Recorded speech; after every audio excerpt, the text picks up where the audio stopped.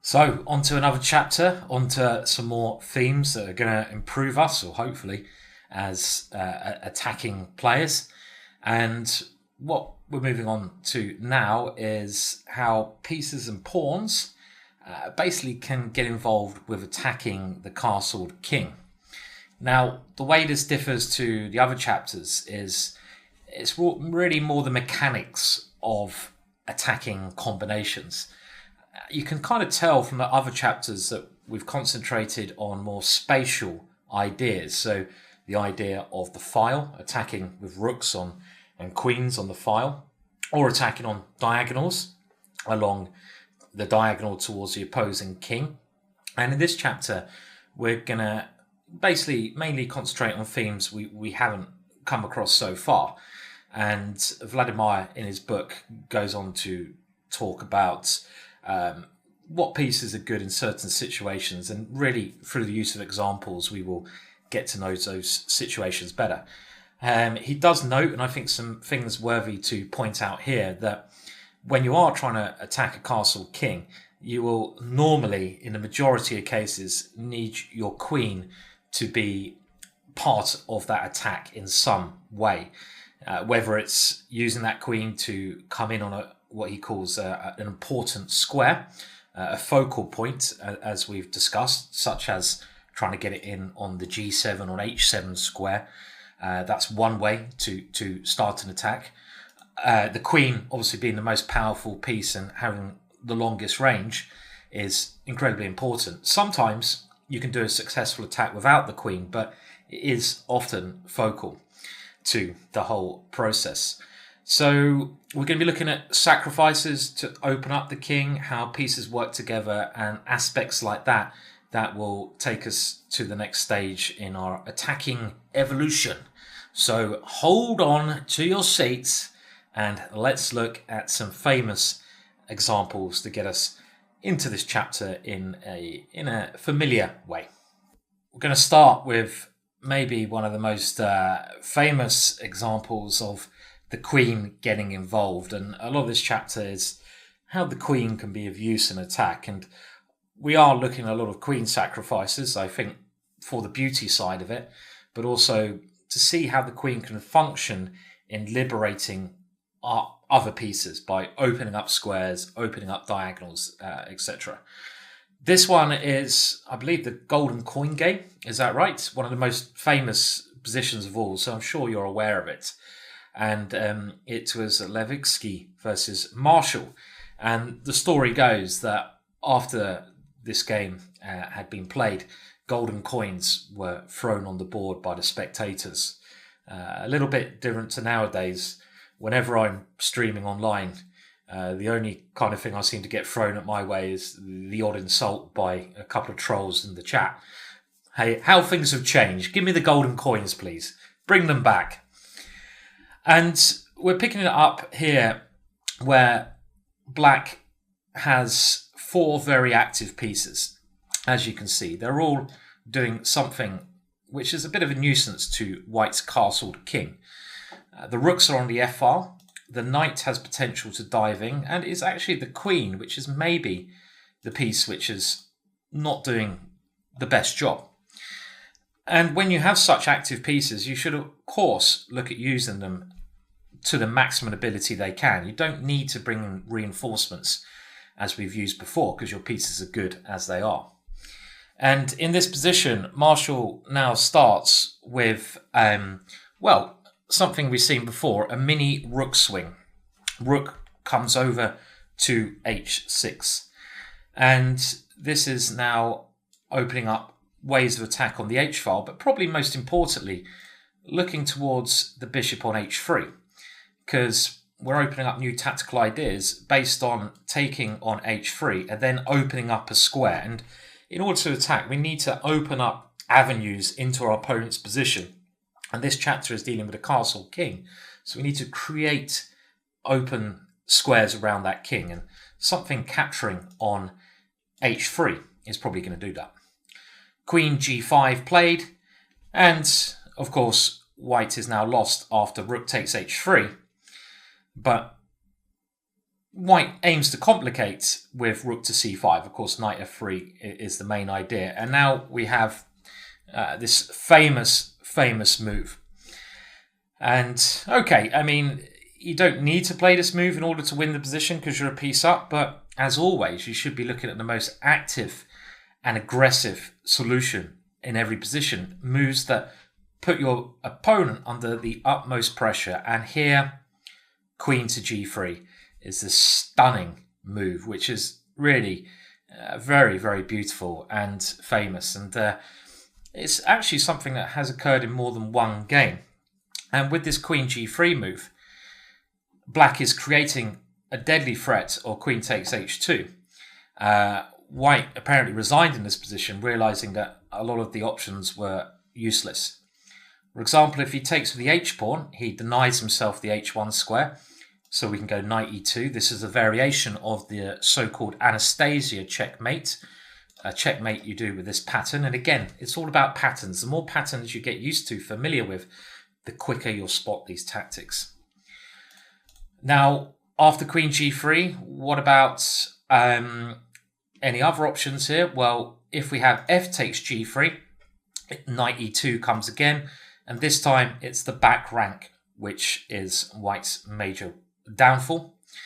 And the final solution after queen g3 is if queen takes g3. Otherwise, this queen h2 is coming.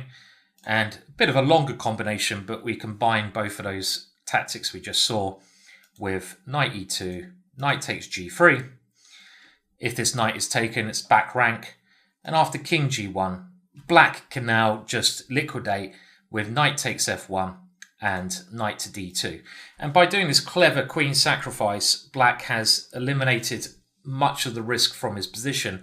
He's a piece up, but he's got rid of all of white's dangerous pieces. So famous example there of the queen being used to sacrifice itself, to liberate the other pieces, sacrificing itself in a way to open up lines towards the opposing king. Now, again, I'll say it one more time, patterns. Patterns in chess. You see them once, you try to remember those patterns consciously or subconsciously, you'll be able to use them yourself again. And now you've seen that last one, this should be a position where you can find the quickest win for white. So try doing that now. Now, it is one thing, me showing you these patterns, but without you actually being able to practice them and giving them a go, you're not going to improve as much as you want to. So another little point I want to say yet again, hopefully I'm not boring you with this, is that in order to get the most out of this course, do try to solve these puzzles or these positions with the actual book side of it or by pausing the videos.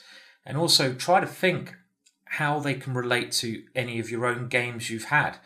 Obviously, positions like this are very hard to relate to your own games, but you may have had a similar piece configuration. You may get this kind of pawn structure. Try to relate them to your own encounters, because then they'll become much more real and much more useful for you. Practice some of the ideas as much as you can in games online as well. This one is actually taken from a blindfold game of Alekhines in Tenerife. It's all right for some. In 1945, he's playing against Suppico, and it's really the same theme as last time. What is the move here? Have you worked it out yet? It's, again, queen to g6. To be honest, such a move, I feel, is much easier to find when we have evaluated some key things. Our pieces, our active play, and our opponent's position and his weaknesses. We have really 5 pieces all potentially taking part in the attack. Bishop, good diagonal. The knight's clearly good. Rook swinging over. And if we're concentrating on the most important thing, which is checkmate, then this king on h8 is very badly defended. Black's pieces are not near it. So it's no surprise such a move, and in the spirit of Marshall, works fantastically well. Again, the threat is queen takes g7. In actual fact, there's a secondary threat of queen takes h7 in the same Anastasia checkmate kind of way. And black has nothing he can do against this. If h takes, we see this Anastasia checkmate, the main two pieces, rook and knight. If f takes g6, well, this opens up our bishop, so we can now force the same kind of checkmate with the rook coming to h3. And again, you can see that the real common denominator in these examples is the g6 square. This square, or the counterpart of it, g3, was used by both these legendary chess players to give their queen up to use the other pieces. There's not really many other ways you can defend this position. I mean, rook g8 was tried, but now we have the secondary checkmate, which is this swinging rook. So Alekhine, using his pieces perfectly there, probably being aware of Marshall's encounter, helping him recognize patterns even though he couldn't see the board. So you can still see them in your mind's eye, and that is really the way to remember them. If you need a board to see the patterns, you're going to struggle. Remember sometimes to try and solve these things by not looking at the board. So if I give you a position where I say pause, occasionally try to memorize the position, look away, close your eyes, and see if you can work out how the pieces are connecting, are corresponding with each other in your mind's eye. This will improve your visualization and make you a stronger player. Now we're going to have a look at the heavy pieces in the attack. That's not the pieces you weigh and they get, they're a bit too on the heavy side, a bit like myself at the moment, all this lockdown, I should be getting out exercising, but here I am filming for you, getting heavier and heavier. I love it, really, as you can tell, I hope, in my presentation. It's I get a chance to do a great book, learn some stuff myself, and hopefully share my knowledge with you.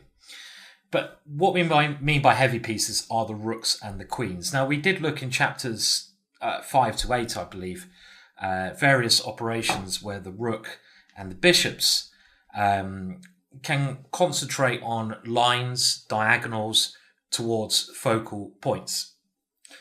But when these pieces aim to start an attack on an enemy king, which is castled, there is some other particularly individual aspects that we haven't quite covered yet. Rooks, as is stated in The Art of the Attack and by Vladimir, are quite clumsy pieces at attacking. They only go oof, oof, oof, and they're easily blocked by pawns. So it's overcoming that clumsiness, opening up lines to them. You've got to open up straight lines to them to work on. That makes them good attackers, increasing their mobility, and looking for squares that they correspond and work on well. This example is taken from Winter versus Capablanca, our friendly Cuban, 1929. I do recommend you listen to Oh Capablanca, a great song by the chess musician from Peru. Do you know her name? Hopefully. I'm not even going to tell you. You should know it by now. Google if you don't. And if we just evaluate quickly, it's clear that black is doing well. Black has a much more compact structure, meaning that the pawns are nice and safe around the black king. None of them are particularly weak. You could say e6 is a target, but white is not active enough to attack that because white has his own problems in his own position, mainly f4. f4 a real focal point of attack. And another problem is at the moment the white king is exposed on this diagonal. So now we have black playing a clever move. In some positions you can't rush the attack, and here, because white is kind of tied down to defending his pawn, black plays a move which is only going to increase his prospects, and that is king h8. Realizing that here the right way to attack is to get the rook on an open G file.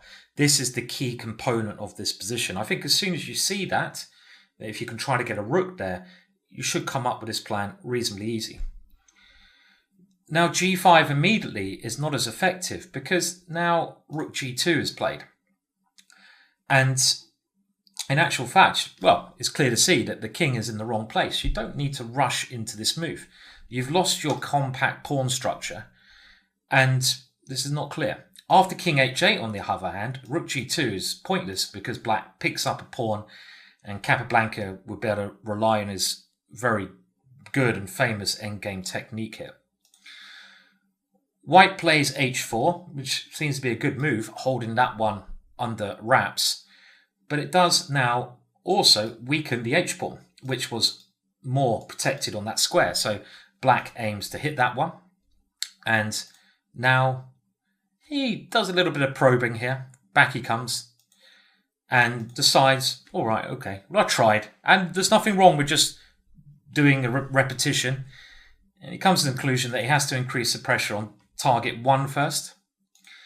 And only now does he play queen to d8. Just trying to find a way into the position. White takes on e6, which is not a move he wants to play because he's allowing the black queen into the position and opening up the h-file.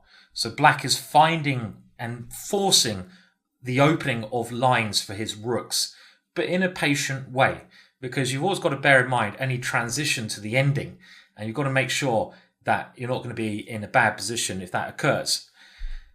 Maybe white could have tried something like rook h2, but the issue is after queen f6, this is not easy. You have this pawn under pressure, and a very sensible strategy in order to win positions. And this goes back to the Soviet way of thinking. They call it the Soviet school of chess, originating from ex-world champion Botvinnik. When you have one target and you've really placed that target, let's say f4, under as much pressure as you can, it's very hard to win just with one target. So you often need to open up another target. I mean, for example, let's instead take queen g3, then queen f6. This is a better defensive move from white. We have one target, f4, but at the moment, white has just about defended that. But he has to defend that with all his resources. So the way to win positions like this is to create another opening. Try to find another weakness you can attack. The saying goes, you can't win against one weakness because your opponent can defend it. But when you create two, you will win. And in this kind of position, some move like c5 would be correct. Creating another target, white's central pawns, potentially the opening of the d file to come in on. Now, in the actual game, after we took on h4, white tries to come back to defend, but now we see the rook has forced its way into an active square through the rook swinger and the opening of lines. And black's rooks are so much more active than white's here. Rook g2, you need to, as white, create some kind of escape. And after king f2, a very clever move from Capablanca. You can't always win in a blaze of glory. You have to be adaptable. To be a great attacker, you have to understand that positional chess is needed. And here, queen h3 is a nice move. Bearing in mind that white's pawns are still very weak in any ending. And in this position, well, white doesn't really have a satisfactory move. If he tries taking the queen, which might be the best bet, he's going to lose a pawn. But he's not going to just lose a pawn in this position. It's the activity of the rooks.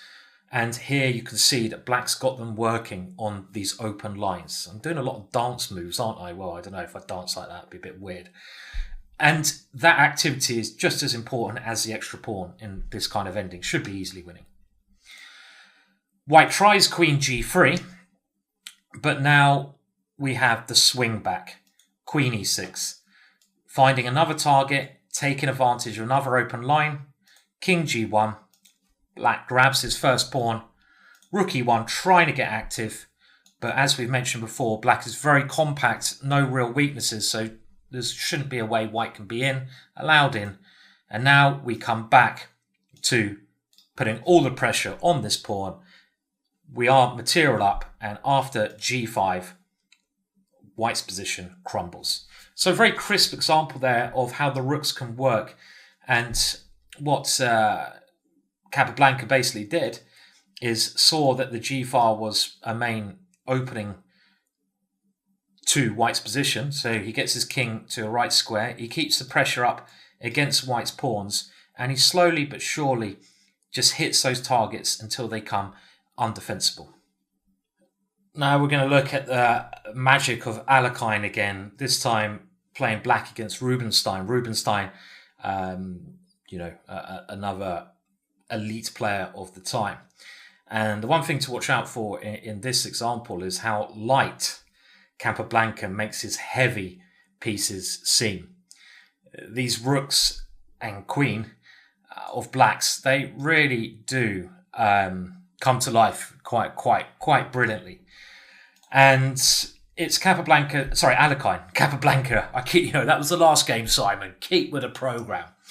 Alekhine, first of all, gives himself an opening, very logically. And now white tries, rook takes f4, which is not ideal because now e5 is another target. The problem is, had he played e takes f4, the queen will come in to this square with queen takes h3 as a threat, but there's also a very strong secondary threat here. Rook takes g2 and rook g8, those heavy pieces creating chaos. And also now that there's a pawn not on e3, as black here, I'd be thinking of trying to liberate the last piece with some sacrificial ideas like d4 and e3, because that is a focal point on g2. That's clear. So I want to look at ways to break through to that point. And here we can see that black has this great pressure on the Gary G file. G2, as we mentioned, is the focal point. And this is the main advantage that Alekhine has. This one file where he can place all of his pieces, just lining them up and trying to do what Capablanca kind of did in the last game. Really hone in on one weakness, which will be G2. Take away all of white's resources to defend that weakness, and then try to create another weakness somewhere to get the final breakthrough. So the queen comes in. Another way you could play is put the rook in first. That also has some point to it, but there's nothing wrong with the most brutal idea.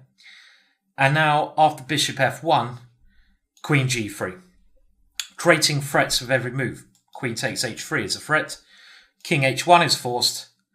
And now, very clever maneuvers now. This is really clever.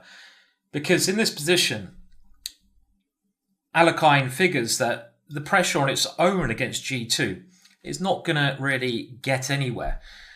Why is this? The focal point on g2 is defended by what another focal point. Remember we talked about when you have a one point of attack, it's the pieces that are actually defending that which also become focal points for us. And we're not really ever going to break through the bishop on this square.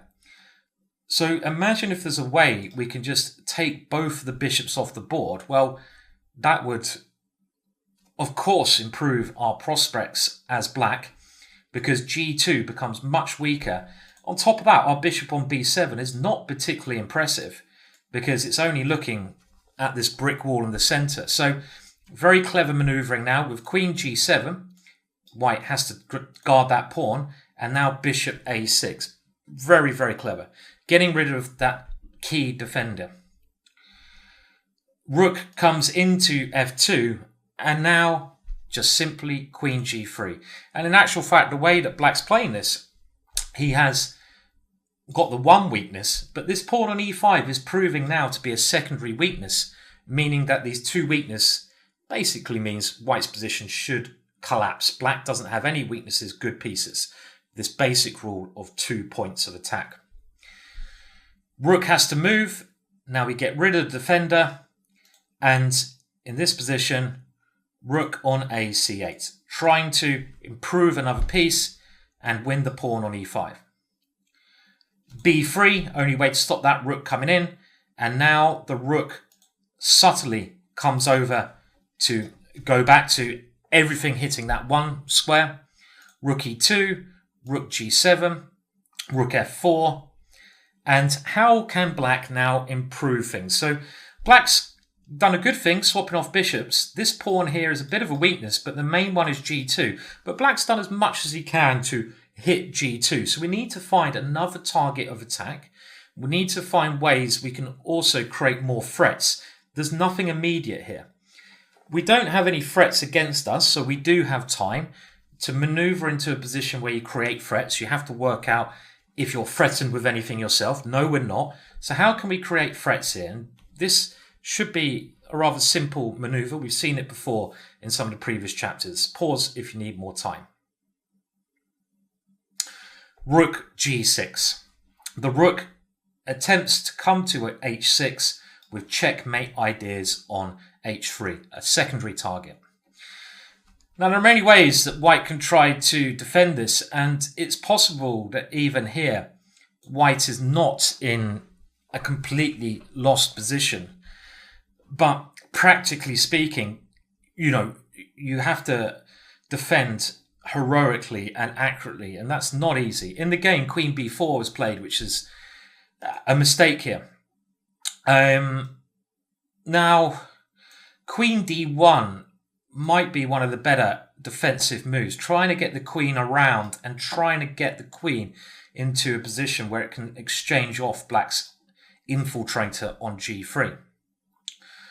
Let's say rook h6, threatening to come here. And now white is nearly in a position of zugzwang, meaning that he hasn't got many moves and there is this big threat on this position. So this is really not nice. I mean, the other thing that black, remember, can threaten to do here, he's not necessarily threatening straight away, but he can use this maneuver, queen g7, to distract the queen to d4 and then take on h3. So there's only one possible way that white can aim to defend here, and it's really hard to find. Queen to a1. White wants to play c4 in order to hold on to his pawn in this rather artificial way.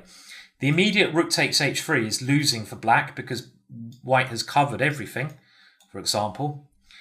And if we try queen g7, white can hold on with this move c4. So maybe this is one very hard move to find, an idea to just about keep some balance in the position for white.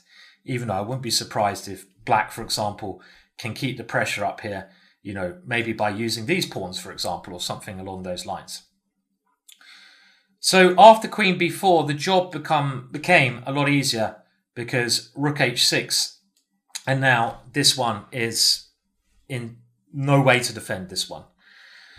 So h4 was played, and very cleverly, Alekhine does not take the first weakness that's presented to him, and this is what a lot of top players do. Instead, he plays for more from the position. And here you should really note the mobility of black's heavy pieces. Look at them, they're really mobile, and they can swing around, keep jabbing, creating threats on the open lines and the queen on the diagonal. And with queen g7, you should see that now this is overextending basically the defensive capabilities of the position here for white. There's not really any good way that white can stop now even rook g6 and rook takes g2, or rook g6 and coming around this way. And the way that black is playing this, rather than grabbing on h4, and now white's position may improve because he's able to swap off one pair of rooks. By playing queen g7, he's trying to win a pawn. He will win a pawn, but by keeping all the rooks on the board. He wants to do that because white's rooks are merely defensive pieces. So why swap off one of your attacking pieces for a defensive piece? The moral is, don't jump at the first chance you have to win material. So there's nothing really white can do to stop this now. I mean, he tries c4, so the queen can try to run back. Rook g6, queen d2. This seems like one of the better defensive things. And now, actually, Alekhine misses his best chance. He plays rook g3 with some tricks of rook h3, but he could have played d4 here. And this would have been the crowning moment, because this is really a move which just overburdens White's defensive position. All of White's pieces are defensive, and you therefore look for this second opening, not just a second weakness, but another opening to force a way through. And he misses this chance. The point being, if queen takes, we take on g2, and if pawn takes, we play e3. These pieces are forced to defend g2, and after queen c2, now rook to g3, and White's position is much worse, because even though we sacked a pawn, we will see what happens in the game, so we don't have to follow this much further, but this is going to be indefensible. Now after rook g3, White plays queen e1, trying to work against the threat of basically rook h3 and queen g3. So, for example, if you play here pawn takes d5, then rook h3 and queen g3 is very scary for White. The queen is now forcing its way in, even with some immediate checkmate ideas. So queen e1 is at least covering that square, but now just rook takes e3. And White forgot about this move. So White, even though I said d4 was stronger, White did play a blunder. Going back to his defensive try, I mean, in this position, White resigned, and Alekhine got the brilliancy prize for this, using these magical heavy pieces to dance around the board. But going back to it, if you're wondering why, therefore, is d4 stronger, because after d4, there really was no defense to this idea. But in this position, actually c takes, the line I just gave, as scary and probably as winning as it is for Black, White can fight on with rook f2. Had we had our pawn on e3 in such positions, this possibility would never have happened. And now rook c8 is the only way to keep the advantage, maintain it, and with very accurate play, Alekhine's winning, but it's a lot harder than it may first look, with the king having some escaping chances, and you've got to switch back now. Eventually Black gets there, but he's made it harder from not playing this d4 break in the position. Lovely play by Alekhine. Now a slightly different area of this course. We're just gradually moving through all the attacking things that you need to have in order to work. And we're now looking at ways to really get through the pawn protection of your opponent's castle king. Often to do this, you will need to use sacrifices. Why? Because sacrifices are ripping apart the protection, his bodyguards, his pawns around his king, opening up his king. If we're sticking with the theme of this course and the book, The Art of the Attack, it's creating what Vladimir calls focal points, focal squares that are critical. And we can do this with brute force in a lot of cases. And there's a wide range of different patterns you can use to do this. And we're going to have a look at quite a lot of them from this moment onwards before we come on to how pawns are used in the attack. We're concentrating still on pieces, but of course, the little guys, the soul of the game, as Philidor told us, the pawns, shouldn't be neglected as well. Pieces are more powerful though, so let's deal with them first.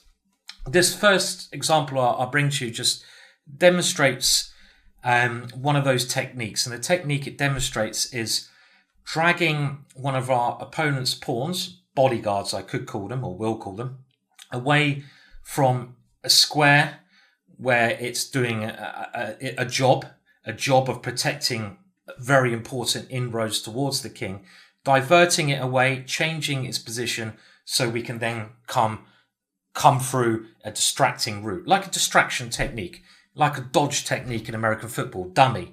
Try to dummy one way, but you go the other. Capablanca Nimzovich, 1928, White to play and win. Hopefully you can solve this one. This one actually reminds me of the very famous example, Bobby Fischer versus Benko. Can you remember that one? This is where Bobby Fischer plays probably one of his most famous moves, rook to f6. Rook to f6, and then he places the bishop into the position. So it's kind of blockading that one. hopefully you can see the winning idea. It is now knight on f to g5. Another thing I like about this is that white uses all 4 pieces to win the game. This deflects this important defender, the f-pawn, and at the moment the f-pawn is used to blockade and to guard, and after it takes on g5, knight to f6, this piece has to be taken again, and now the last piece comes in, and we haven't just diverted, we put the bishop on f6 as Bobby Fischer did in order to threaten this checkmate on h7. You can see what I did there. I was comparing a pattern I saw to a game I can remember. I think this is a very powerful tool. As well as just looking and learning as you're going along here, which will of course improve your play, if you can again, compare it to anything you've seen, or even go away and try to create some puzzles of your own. That's a very interesting way of doing it. By using your mind in another way, searching through it, you will become more accustomed to these patterns. So we saw the use of a piece there, and we will come back to that again time and time, how a piece is used in the last example to divert one of our enemy's bodyguards away from defense of its king. Another very standard form of attack is using a pawn to divert away one of our opponent's pieces, pawns, bodyguards that's defending him. And this is particularly true in positions where you're pawn storming. Often happens when you have opposite side castling, because you can push the pawns towards your opponent's king without exposing your own king, because your king is on the other side of the board. So you keep your bodyguards near, but you're throwing your troops up on the other side. And this game between Steinitz and Paulsen, 1870, demonstrates a very good theme here. And remember, timing is all key. Even though black has a very huddled position, the more time you waste here, you might think, oh, my opponent's not doing anything, I can take my time. You're missing the point of this whole book. If you get a chance to do something, do it. Just do it, as Nike's slogan, bloody good slogan that was, would say. And here, the move b6 is just doing it. White gives up the pawn in order to weaken the position of the black king and the bodyguards around it. This kind of sacrifice is instructional and typical. You get ideas like this in many different pawn storming, generally pawn storming positions. I can think of Sicilians, where white's castle queenside and plays g6, very famous Macau Tau game. Again, I'm trying to compare examples I've seen from other games so I can understand this idea in more depth. And it's a way to open up lines, and more open lines towards our opponent's king gives us more attacking chances.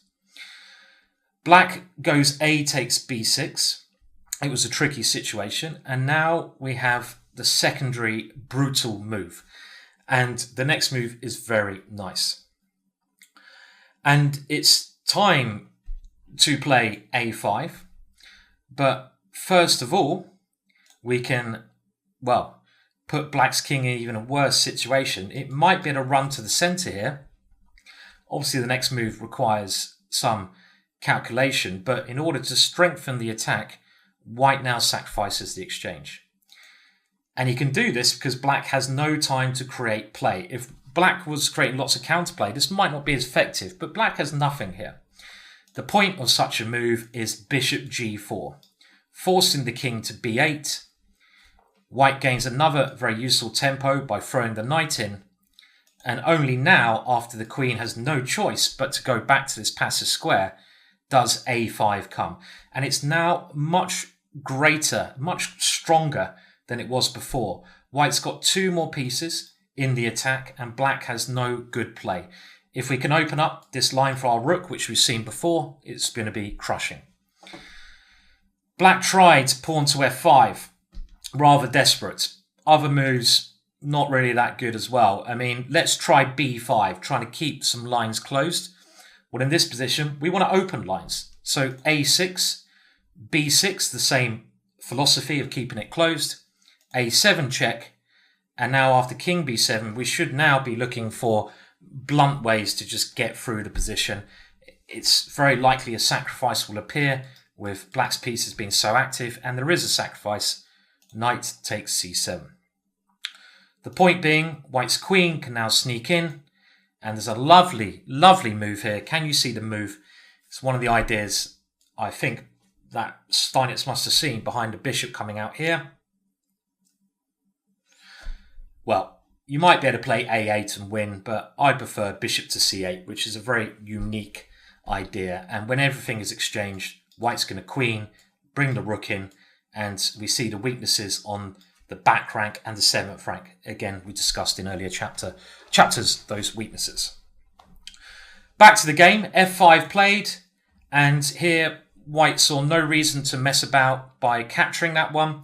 Black's trying to bring the queen over, but it's too late. He just took on b6. There's these two threats of the queen coming in, so black has to get rid of that very strong pawn. Knight takes b6. Queen c3 is actually now the major threat to stop black escaping with the king. So knight e7 is trying to do something to defend, but now pawn takes f5. Queen to b4 is even quicker, but this is simple and good. You're keeping all your positives. Black is still in a cage. Queen f7, and now f6. Opening up that line again. We don't need that pawn. If queen takes f6, queen c3, knight c6, and rook a8, and knight d5 is actually checkmate. We diverted the queen away from defensive d5. Nice diversion technique, this f6. After knight c6, white just plays c4, showing his total domination. Every white piece is in charge. Knight a7, queen a2, knight b5, and now knight d5. Taking the escape squares away from the black king. And of course here, white's winning. Black gave up his queen, but there's no point looking at the rest of this. So that b6 move was a way of using the pawn in a position to create avenues in. And there may well have been other moves that white could have played in the original position. I think a lot of people here would play a5 first. But I think the whole point of becoming an attacking genius, really understanding the art of attack, is if you have an opportunity to go for it and play the most aggressive move, then you should do. There's no reason not to. And b6 really is much more fun and much more to the point.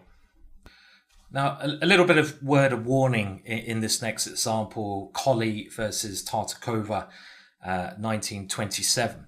And that is these ideas, these what we could call forcing sequences to try and get rid of the bodyguards around your opponent's king, are really all played, and hopefully you can see that, to create or get through to a focal point, to create a focal point even, like a square which you're coming into, an open line against a king. And we're going to come to more destructive, what's Vladimir calls destructive sacrifices that brutally bash their way through by capturing, trying to blow the opponent's king apart. So far we've seen sort of distraction ones, not immediate sacrifices on those squares. But we've got to be very careful, because when we're trying to distract our opponent's pawn away, when we're trying to do these aggressive ideas, as I mentioned before, it's very important to look at your opponent's position and make sure he doesn't have enough counterplay. We've got to be aware of our opponent's chances as well. This one is a word of warning, because in this position, white, now faced with a threat to his knight, plays knight on e, takes f7. And after rook takes f7, the point is knight takes e6, which looks very tempting. We get two pawns and we get our knight to a nice square, but we haven't really created any focal point, meaning we haven't still got a square, a threat where we're going to create checkmate. It's mainly what this whole course is about, checkmate. What's it actually achieved? I mean, we can't ever get into h7. We can't ever get into g7. Other sacrifices are not working because black has a lot of pieces around his king. Let's not forget about that. we only have 1, 2, 3, maybe 4 attackers at best, but black has 4 defenders. And when it's 4 versus 4, it's very unlikely it's going to be a success. You need to have more. So this sacrifice is not very sound. I mean, I think white was trying to gain material by bishop g6, but in these kind of positions where you give up your minor pieces to get the rook and even a pawn or two, very, very careful you need to be, because your opponent's minor pieces are generally much stronger than a rook is. And in this position, after knight to f8, well, the pieces are coming to life. For example, bishop takes, king takes, and now with the bishop on b7, I think white has underestimated black's counter-attacking ideas. White goes for a secondary sacrifice, knight takes g7, but now black gets a little bit of counterplay. All these captures have been made on different squares.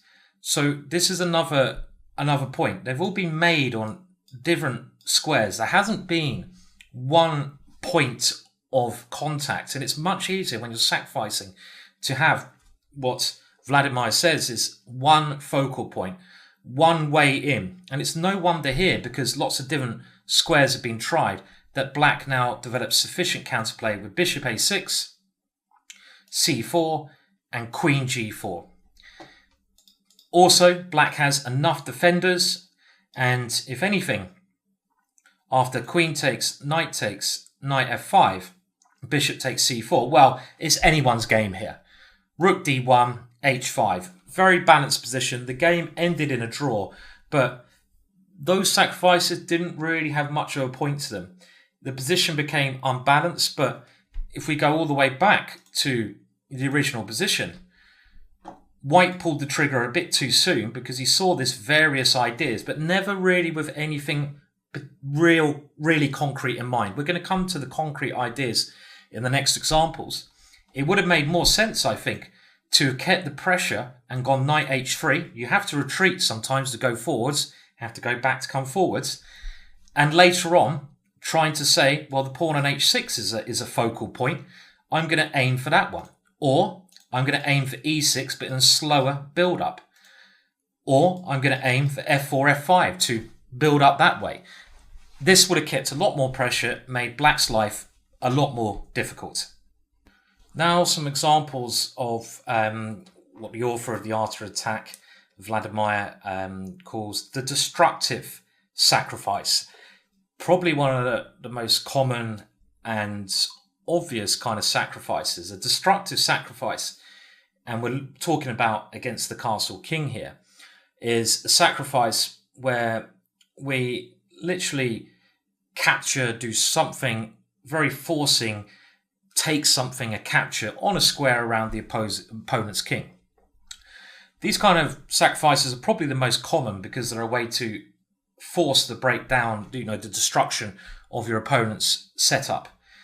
And you can often figure these out through pure calculation. This next one, Lloyd Delmar, 1879, is quite a basic example of it, with black having 3 pieces attacking just this knight as a defender, and also this extra weakness of the g-file. It's no wonder that there's a breakthrough here. Focal points I'd be looking at here would be h2 and g2. Now, what would you play to win this position? Not that one. Have a think about it. Pause if you need to now. Well, rook g5 is no good because knight g3 and this queen can come at some point, or the king can run. That's not the best way of doing it.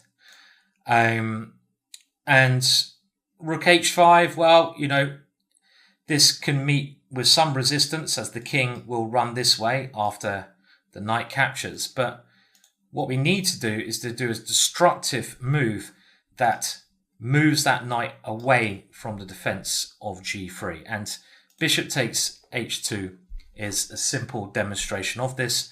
Again, if you can play a check, play a forcing move, you should do. And after knight takes, we have rook g5, queen g2 to threat. The knight has to come in. Knight takes g4 and rook takes g4. would be winning, but white can fight on with queen takes g4. So an even more conclusive way of winning here is rook to h5, when mate becomes unstoppable. Knight to h2, and in this position, it's going back to that point we made earlier in the course about working out where our opponent's king is trying to escape to, those escape holes, and we don't always want to force it to go the way it wants to go. Remember that. We want to stop it going to those squares, and rook e5 is working out our opponent's intentions, stopping them, combining them with our own attack to force a win. Now, a lovely example of destructive sacrifices to break our opponent's defenses down. And this game was rightly awarded the first Brilliancy Prize at the Salzgiebadem Interzonal Tournament in 1948 between Leffenol and Nayerdorf. Again, my pronunciation being dyslexic is sometimes off. Hopefully I can still get my points across. Well, I know I can do that, but my pronunciation of seeing words is something that does let me down, I'm afraid. And here we see, basically, it's a more complex example of destructive sacrifices in what is quite a interesting situation. We're taking the side of the attacker, as always, and we can see we have this, again, I'm evaluating, great bishop on d3, looking at h7, a key piece in many of these attacks. A bishop that could join in, and a very useful pawn on f6 there. And this pawn is doing a great job at getting rid of black's bodyguards. Our knight may be able to join in somehow, and our queen also has some kind of route in via this way.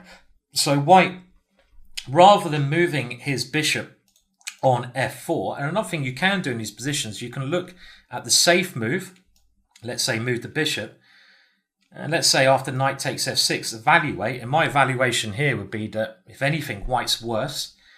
I can't see any way to attack. e4 is coming, black is defending well, black has a better pawn structure due to these pawns. So in actual fact, the other option compared to what the risky line is not a nice option at all. I don't want to suffer. I don't want to be slightly worse. If I've got another option, even if it's risky, I will take it. And this is often a way you will be forced into playing destructive sacrifices, destructive hopefully to your opponent and not to yourself. And here, pawn takes g7 is a key idea. Black has to take on f4 with the rook, and after knight takes, pawn takes, we have a key position. Now, materialistically, black has these two minor pieces, the two rooks for two knights for the rook, which is good for black. So if black can consolidate, black will be doing very well. We also have to be aware that there is a timing problem. Remember that timing thing. Do we have time to slowly bring our rook around? Well, no, because black's pieces are coming in very quickly. Queen g5 combined with knight e5, we're going to be faced with some serious threats to our own king. So we don't have time here to sit around. So we must now look for any more destructive moves that gain time, gain tempo, whilst black's pieces are rather passive. It only takes them a move or two to get those knights working. We can't allow that to happen. So what is the next move? Bishop takes h7 check. Eliminating this pawn by a direct destructive sacrifice. There's no, in this position, you have to go a little bit with your faith. This may well happen in a game, but the other options are bad. So you have to calculate this. As long as you calculate, you're not a lot worse or losing, but it's unclear. You can't calculate everything. You can go for it. And I think white decided that with his active queen and his rooks being able to infiltrate, he has two open files, he will have enough counterplay in this position. And this proves to be true. That has to really be taken, and the queen flies in. And now the point of this idea, rook to d1. White can't take his foot off the gas. As soon as he does, black will defend. Black will get the queen over to defend in a lot of positions. Now black has three minor pieces for the rook. which is not bad. But his knights are badly placed, whereas the position is just ripe and right for the rooks to come in. Remember, open lines of rooks are perfect. Black now attempts to lessen the force of the attack by returning some material, which is a normal technique, but it's unsuccessful in this case. There's many, many lines here, and it's not clear if Black has any... Well, it is clear. Black doesn't really have any way to defend. He tries Queen f6, which allows White to win the bishop there, which is clearly going to be... If we saw this when going into this, we'd be happy. What else can he try? Can he try to be greedy? Well, a move such as knight d6 tries to hold on to the pieces. But now White can use some checks, or a check, and then simply get his last piece into the game, and Black is still horribly tied up. This creates the threat of Queen e6, and all of Black's pieces are on the wrong side of the board. They're all on the Queen side, so this is very difficult and losing, because White will win a piece back here. Another way Black could have tried playing is to start some kind of active play with knight d4, but as the Black Queen cannot enter into a position to attack maybe a White focal point, this is not good enough. We win the knight back, and to be honest, this is all we need to see. White's doing materially okay. The rook is coming in, maybe even around. Now, Queen to c8 is a move that Black can do to cover d7, but after rook on fe1, it's not clear what Black's next move is. And another very important thing to do when you're attacking is to consider your opponent's moves. In this position, a lot of moves that Black plays actually weaken his position and allow White into some squares. If he moves the knight, we have the e7 square. If he moves this knight, we might have d6 square. For example, we also have a check here, and then d6. Clearly, White is doing very well here. Very important tactic that, you can even in attacking situations just always think, what is my opponent going to play next? If you realize that the moves he's going to play is going to make his position worse, then fantastic. So this is a really tough position for Black. I mean, the game ended Queen f6, rook d7, king f8, rook takes b7. And after knight d8, Black is trying to bring his pieces around to defend, but the white rook on this 7th rank is so strong. Knight f7 here, and now queen d5. Nice, strong centralization move with a threat, so keeping the pressure up. Rook b8, and now rook e1. Rooks belong on open files, and this rook has some ideas of coming into e6. Pawn to f3, and now the winning move, rook to e3, a typical swinging idea.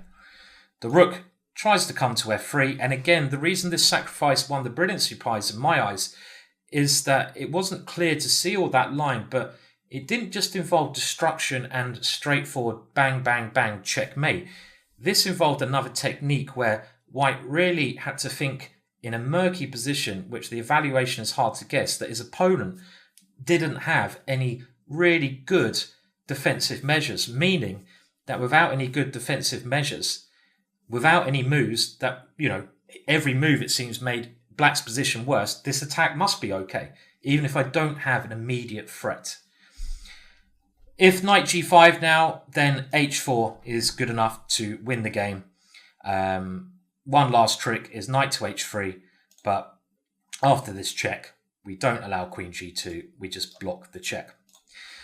Very nice play there, 1948, and worthy winner of the Brilliancy Prize using destruction, using rooks in a brilliant way, and understanding the opponent's intentions.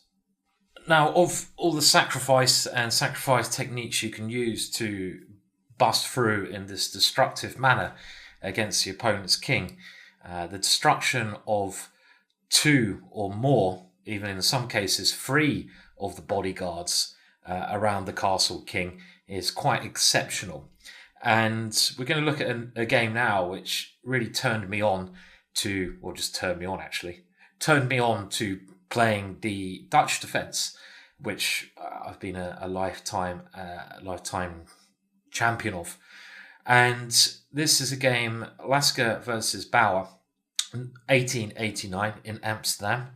How I love Amsterdam. I played there a couple of years ago. Looked down by the canals. Gorgeous.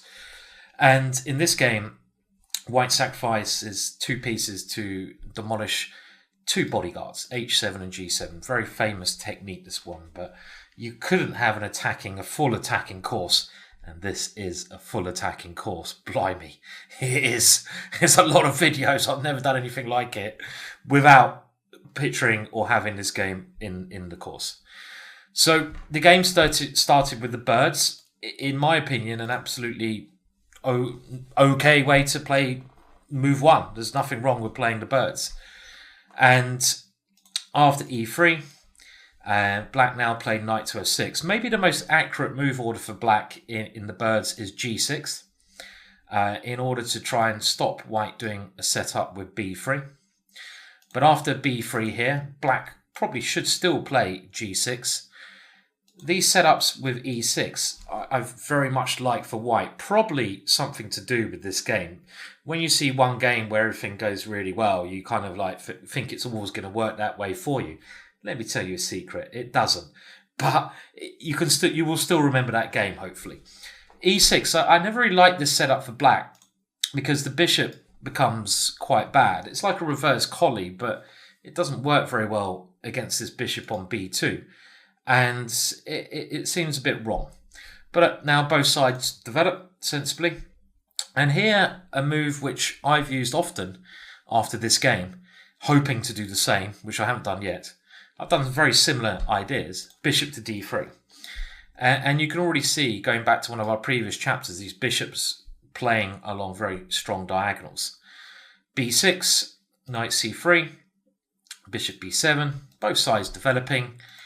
And now castling from both sides. And here a maneuver, again, well worth remembering, knight to E2. Why this maneuver? The knight comes around to the king side and it opens up the bishop on B2. C5, knight G3, much more aggressive than being placed on B1. Queen C7, knight to E5. And this is normally the starting point in many positions of an attack of this nature. This is basically a Dutch reversed. But in this position, this knight coming into that central square opens up possibilities. Opens up the queen, potentially a rook swinging around.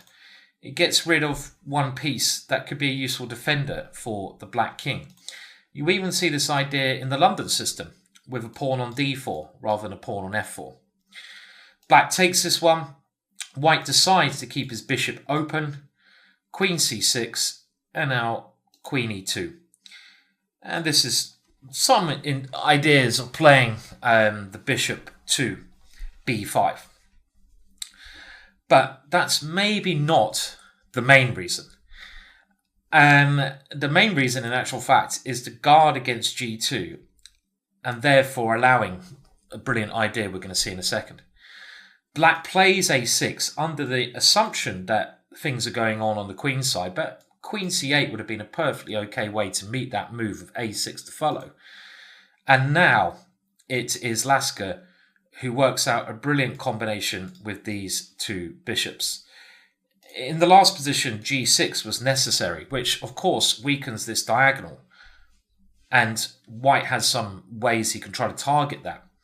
But it was necessary. And after A6, white now goes into attack mode in a brilliant way. He looks at his opponent's king. He works out the only defenders around it, mainly the knight. Remember, this knight in many castle positions is the main defensive piece. And if you can eliminate it somehow and bring in reinforcements, it's normally the correct thing to do.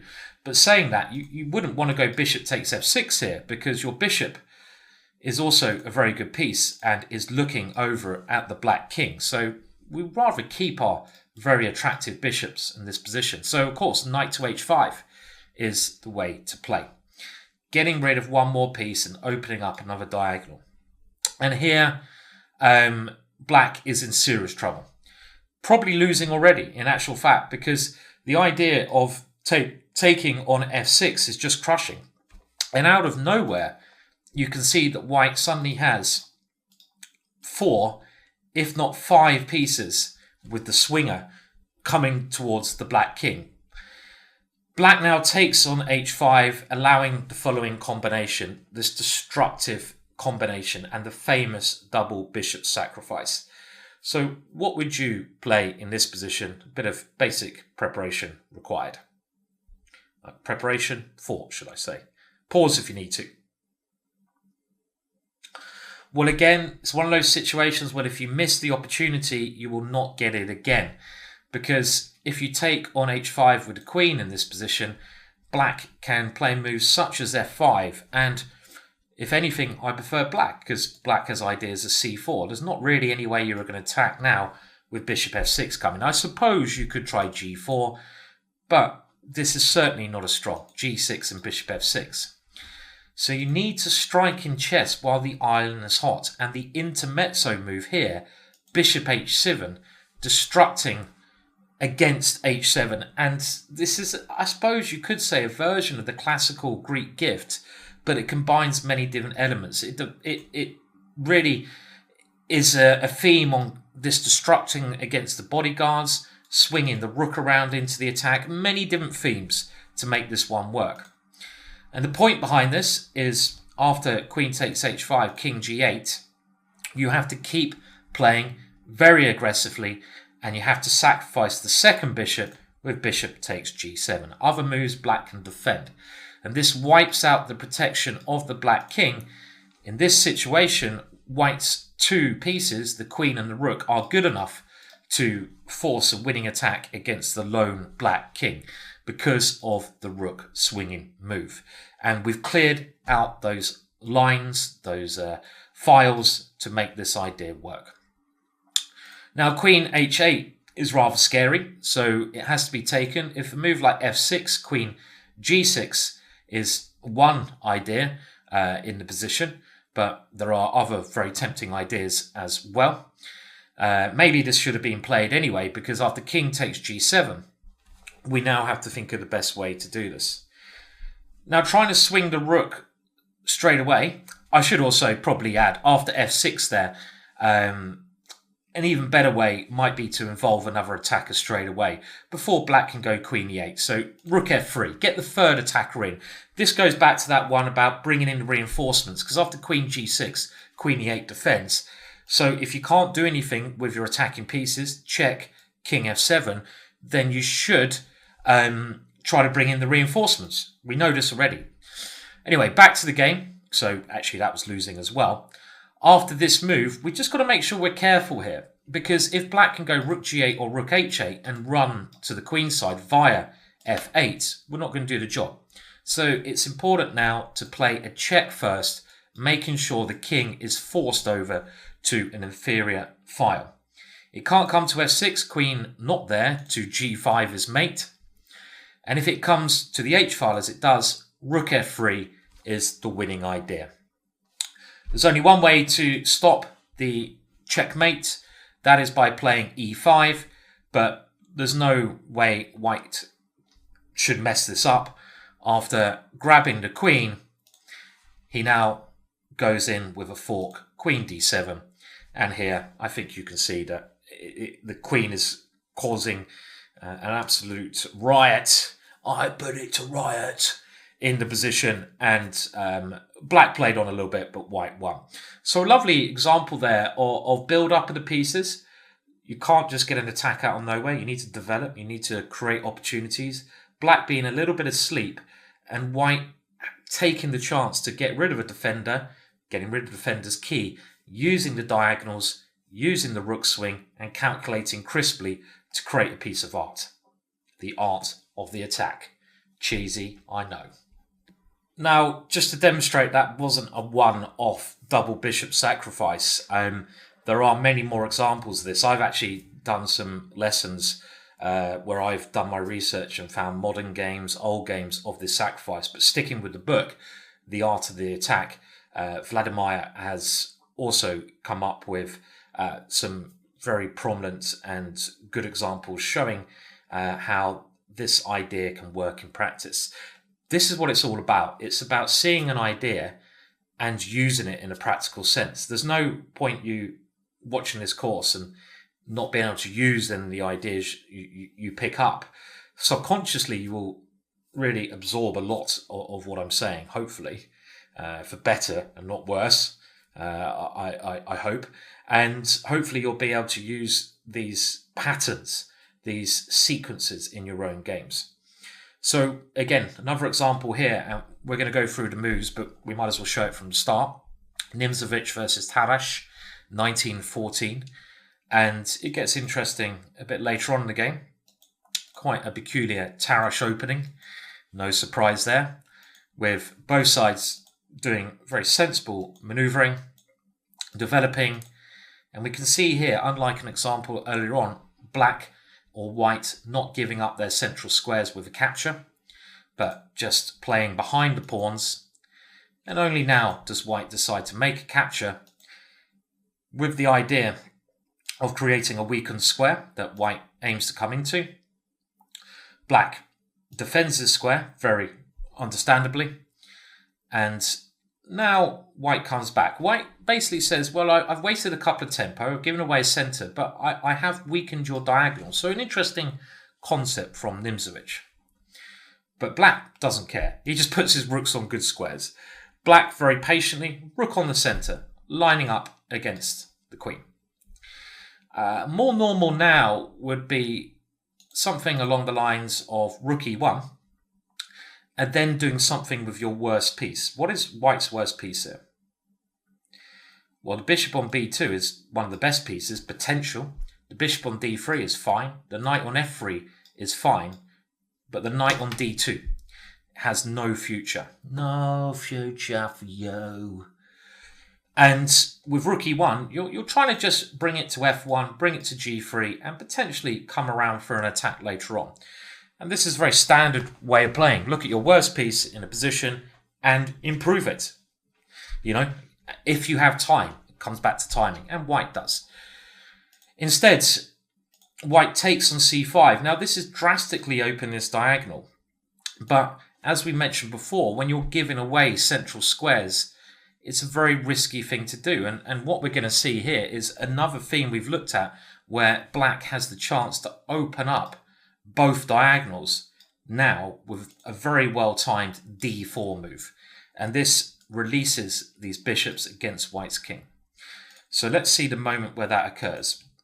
We have bishop takes c6. And again, I don't really understand this idea from white, but he goes queen c2. And now the combination starts. Knight takes d2, knight takes d2, and here a very typical move and a very typical idea. We have one bishop pointing towards our opponent's king, which is now not well defended. I should point out, if queen takes here, we still play the same because the knight will be a problem for white when we capture it. White has to capture with a pawn, opening his king. And in the game continuation after knight takes, well, it's also a problem because there's no pieces around the white king, and these two bishops, keep a big open eye for them, are prominent. So can you work out the sequence of moves, just like Lasker, that does a brilliant job of crashing through here? Well, you know the first move, it's d4. And here we're releasing the bishop on c6. White really had to play a move such as e4 here, trying to close it down for his knight. But black has a very useful connected passed pawn then, giving him some edge. But this is still preferable to pawn takes d4. Now we just do the Lasker move. To make the Lasker idea work, it's normally a combination of the bishops destructing the white king and then following up with the black queen and rook to swing around into the attack to trap the white king in a net it can't escape from. So bishop takes h2, the first step, queen h4, and now you've got to get rid of the next pawn with a double bishop sacrifice. Bishop takes g2. If you ever get a chance to do this double sacrifice, there's normally two things you need to consider. Obviously, the standard king takes bishop, but you also need to consider f3, which Nimzowitsch plays in this position. I think it's clear to see that if king takes g2, we do the same thing as before. we don't give the white king options of running into the middle. So we first give a check, and then we swing the rook with rook d5 coming to h5. Very familiar pattern, I feel. Pawn to f3 now played, and here there's a number of moves, but rook on fe8 is a very clever idea because the rook wants to come into e2. It stops rook e1. White can still not capture the bishop on g2 because of the same techniques we've used, but here also because of rook e2. So you're improving your pieces, you're bringing in reinforcements, you're increasing the pressure, and you're realizing that white doesn't have anything immediate he can do to stop this. White tries knight to e4 to block that file, and now queen to h1 check, and we simply, as black, can capture on f1 because the knight moving releases another weakness, and that is the weakness that we've analyzed before on the 7th rank. And if rook takes bishop, queen here will pick up the queen. Nimzo tries d5 to desperately get some counterplay, but it's too slow because now black does something, a defensive mechanism we talked about before, f5, creating an escape square for his king. Queen c3, it may look scary, and of course this is where very careful calculation is needed, and Tarrasch was up to the challenge by now going queen g2, and here rook takes e4, forcing open more lines in the middle of the board, and this is going to allow 3 pieces, the magic number, to attack one lone king. And after this, well, queen g3 is actually even quicker here, but f4 check, very logical, forcing the king out. And after rook f8, we have ideas of coming into f3, so king e5, and now queen h2, and to finish it off, rook e8 check, because bishop b5, funnily enough, will lead to checkmate in some variations. So it's not just a one-off, this bishop sacrifice, but there's a couple of things there that we saw made this work very well. First of all, white conceded the center. It's okay to concede one square, but I think the second pawn was too much. If you ever get certain pawn structures, there's always certain breaks you must look out for. Macau Tao has won many games in this structure by this famous now d4 break. d4 unleashing 2 bishops against the king leads to this destruction and a pattern we've seen before. And the last example of the double bishop sacrifice, obviously the author of the Art of the Attack liked this theme, understandably, because it's not just one sacrifice, it's a double sacrifice, 2 for the price of 1. Alekhine now versus Druitt, 1923, and also these are classical games that you might not be aware of, so they're quite a joy to watch, and we will go through the moves reasonably quickly here to get to the sacrifice position.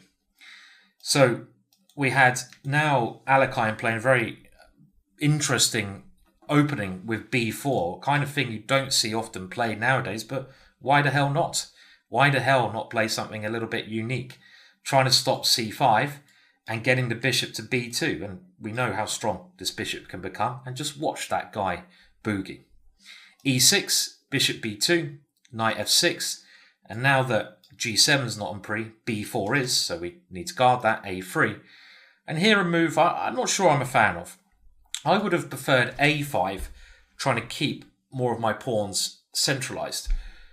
With c5, black is swapping quite a decent central pawn for a wing pawn.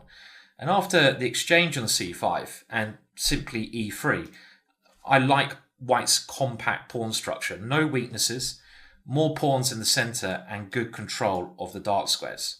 It's probably okay for black, but maybe a personal preference of some sort. Black castles are now c4, knight c6, d4, and now knight bd2. Very useful, I think, having this extra pawn. Queen e7, develop, rook d8, castle, and here knight to e5. And this is so often the start of the attacking process. And when you get to know certain openings, you have to know your plans in the middle game. And I know from being a d4 player that in many positions in what looks like a very calm middle game as here, as soon as I play knight e5, I have very malicious intent on the chessboard, I should add.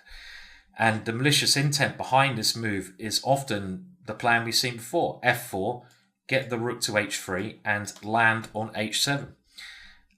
I also have ideas of any exchanges the bishop open up, so well worth remembering this theme. And Alekhine does come with f4. He now does not rush things. We have to show some patience when attacking. We just got to wait until the position is ripe. And the ripeness comes a little bit later, with white making sure black has no counterplay on the queen side first. So Alekhine, very good. He was one of the best players at controlling both areas of the board. Not just putting all his eggs in one basket on one area, but making sure everything's controlled before he goes for the kill. So denying his opponent counter chances. And here, well, bishop a5 was a much better move. And white is obviously better here, but it's not game over. Knight takes c5, rather desperate. Knight takes c5 is sacrificing a piece. Black is hoping to get another pawn. And he does so after bishop takes a3. And Alekhine misses his first chance here, in actual fact. He plays rook takes c6. And I think this is okay because, black really is going to take here. But he misses the chance to immediately play bishop h7. And this is quite a missed opportunity. It's obviously a move we've got to look at because, again, we evaluate. We see if the conditions are there. Well, we have 1 piece, 2 piece, 3 piece, 4 pieces against 1 king. There's nothing defending that. It should work. And we know this is one of the main classical bishop sacrifices we've seen in any attacking plan. And after the rook swinger, the king has to go back because the queen's coming in anyway. And maybe Alekhine had only now considered f6 and left it here and thought, okay, it's not so clear. But after this check, king f8, rook g3, there's no decent way for black to stop queen h8 and something happening on g7. So this would have actually been crushing. So a little bit lazy calculation by Alekhine. For example, g6 is one try, but after the check, the rook now comes back. And yet again, we see another moment where it's not the back rank which is weak, it's the rank in front of that, the 7th rank. White is crushing the position. After rook takes c6, black had an opportunity now to take on b2, which would have been pretty bad for black, being a rook down. He has some pawns, so probably losing anyway, but the move he plays is even worse. And as we often say in chess, mistakes happen in twos. Alekhine misses a chance, but now black gives him a second opportunity, which he doesn't miss. It's even better now for white because this bishop has moved away from any defense, and here we have the same idea, the same setup of these diagonals, and we can go with bishop h7. We might as well go rook h3. And now, well, bishop g7 was seen in the game, and this leads to a win. Funnily enough, queen h5 with the similar lines we looked at is maybe even stronger here. But sticking with the theme of the double bishop sacrifice, this is very strong. f6 was a more stubborn defense. Remember, when you do this bishop sacrifice, there's 2 defensive things you have to look at, taking and f6.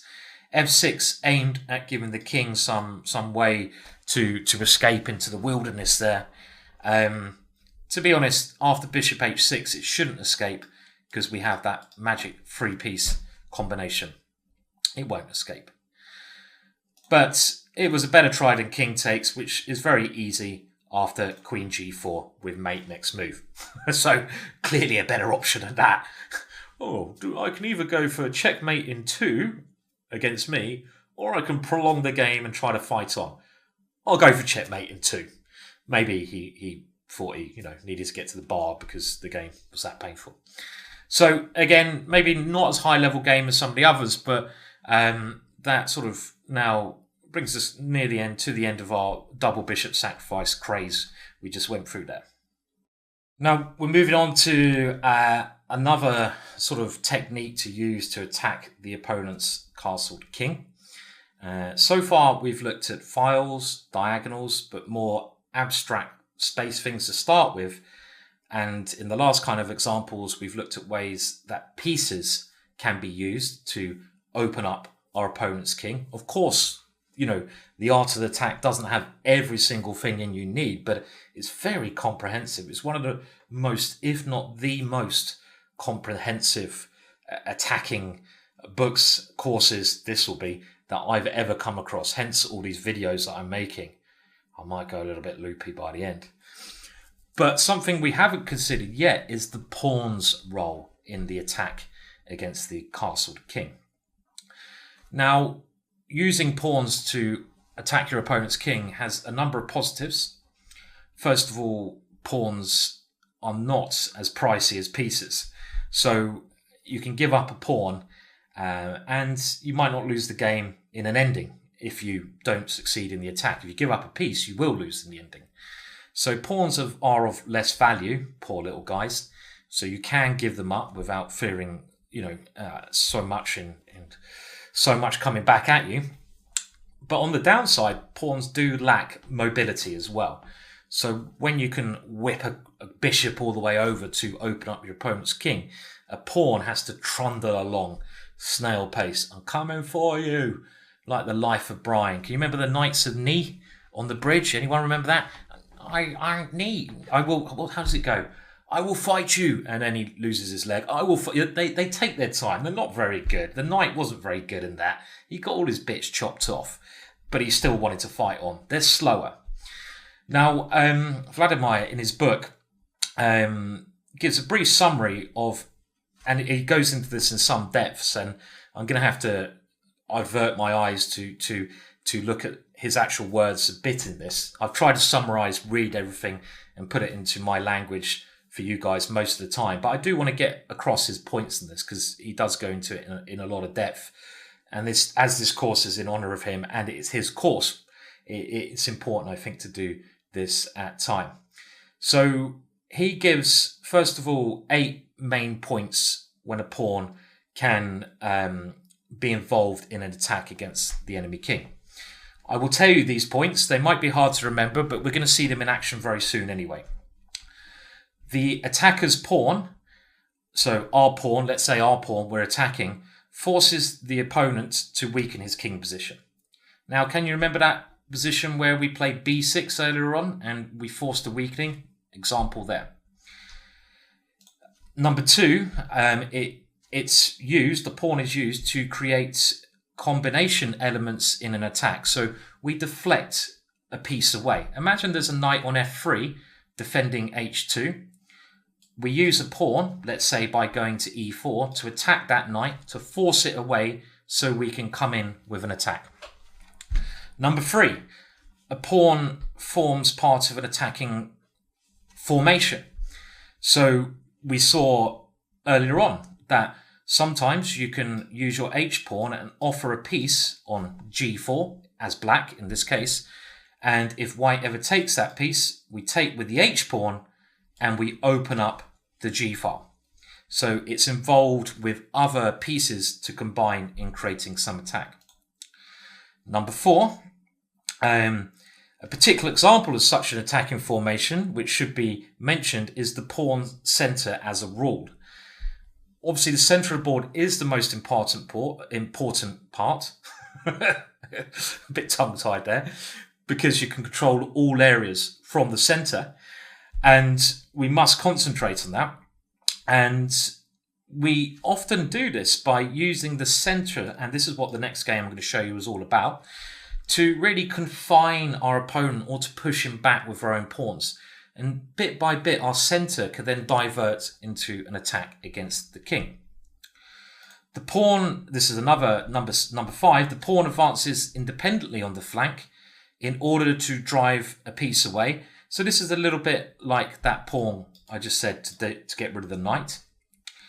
Number 6, 2 or 3 attacking wing pawns advance to create a pawn storm.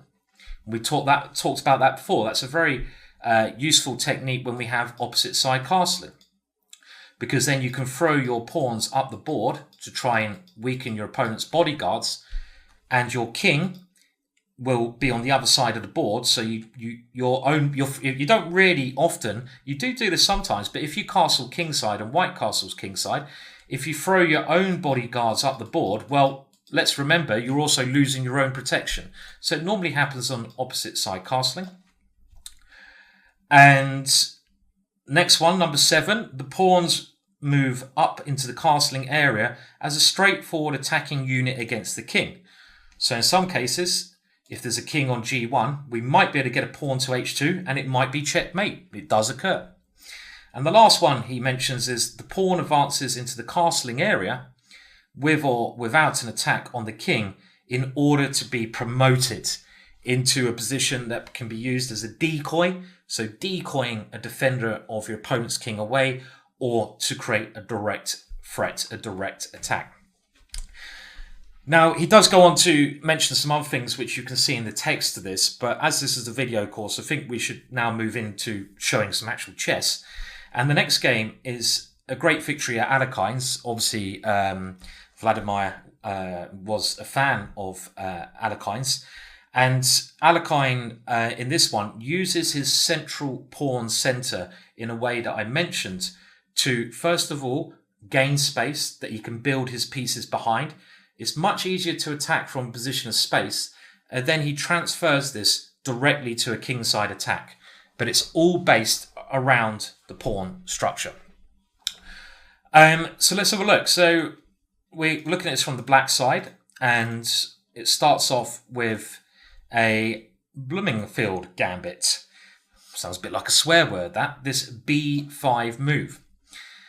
And now d takes e6 is given a dubious mark, in actual fact, by the author. And even though the computer would say this is the best move, I'm with the original author on this in a more human state of affairs.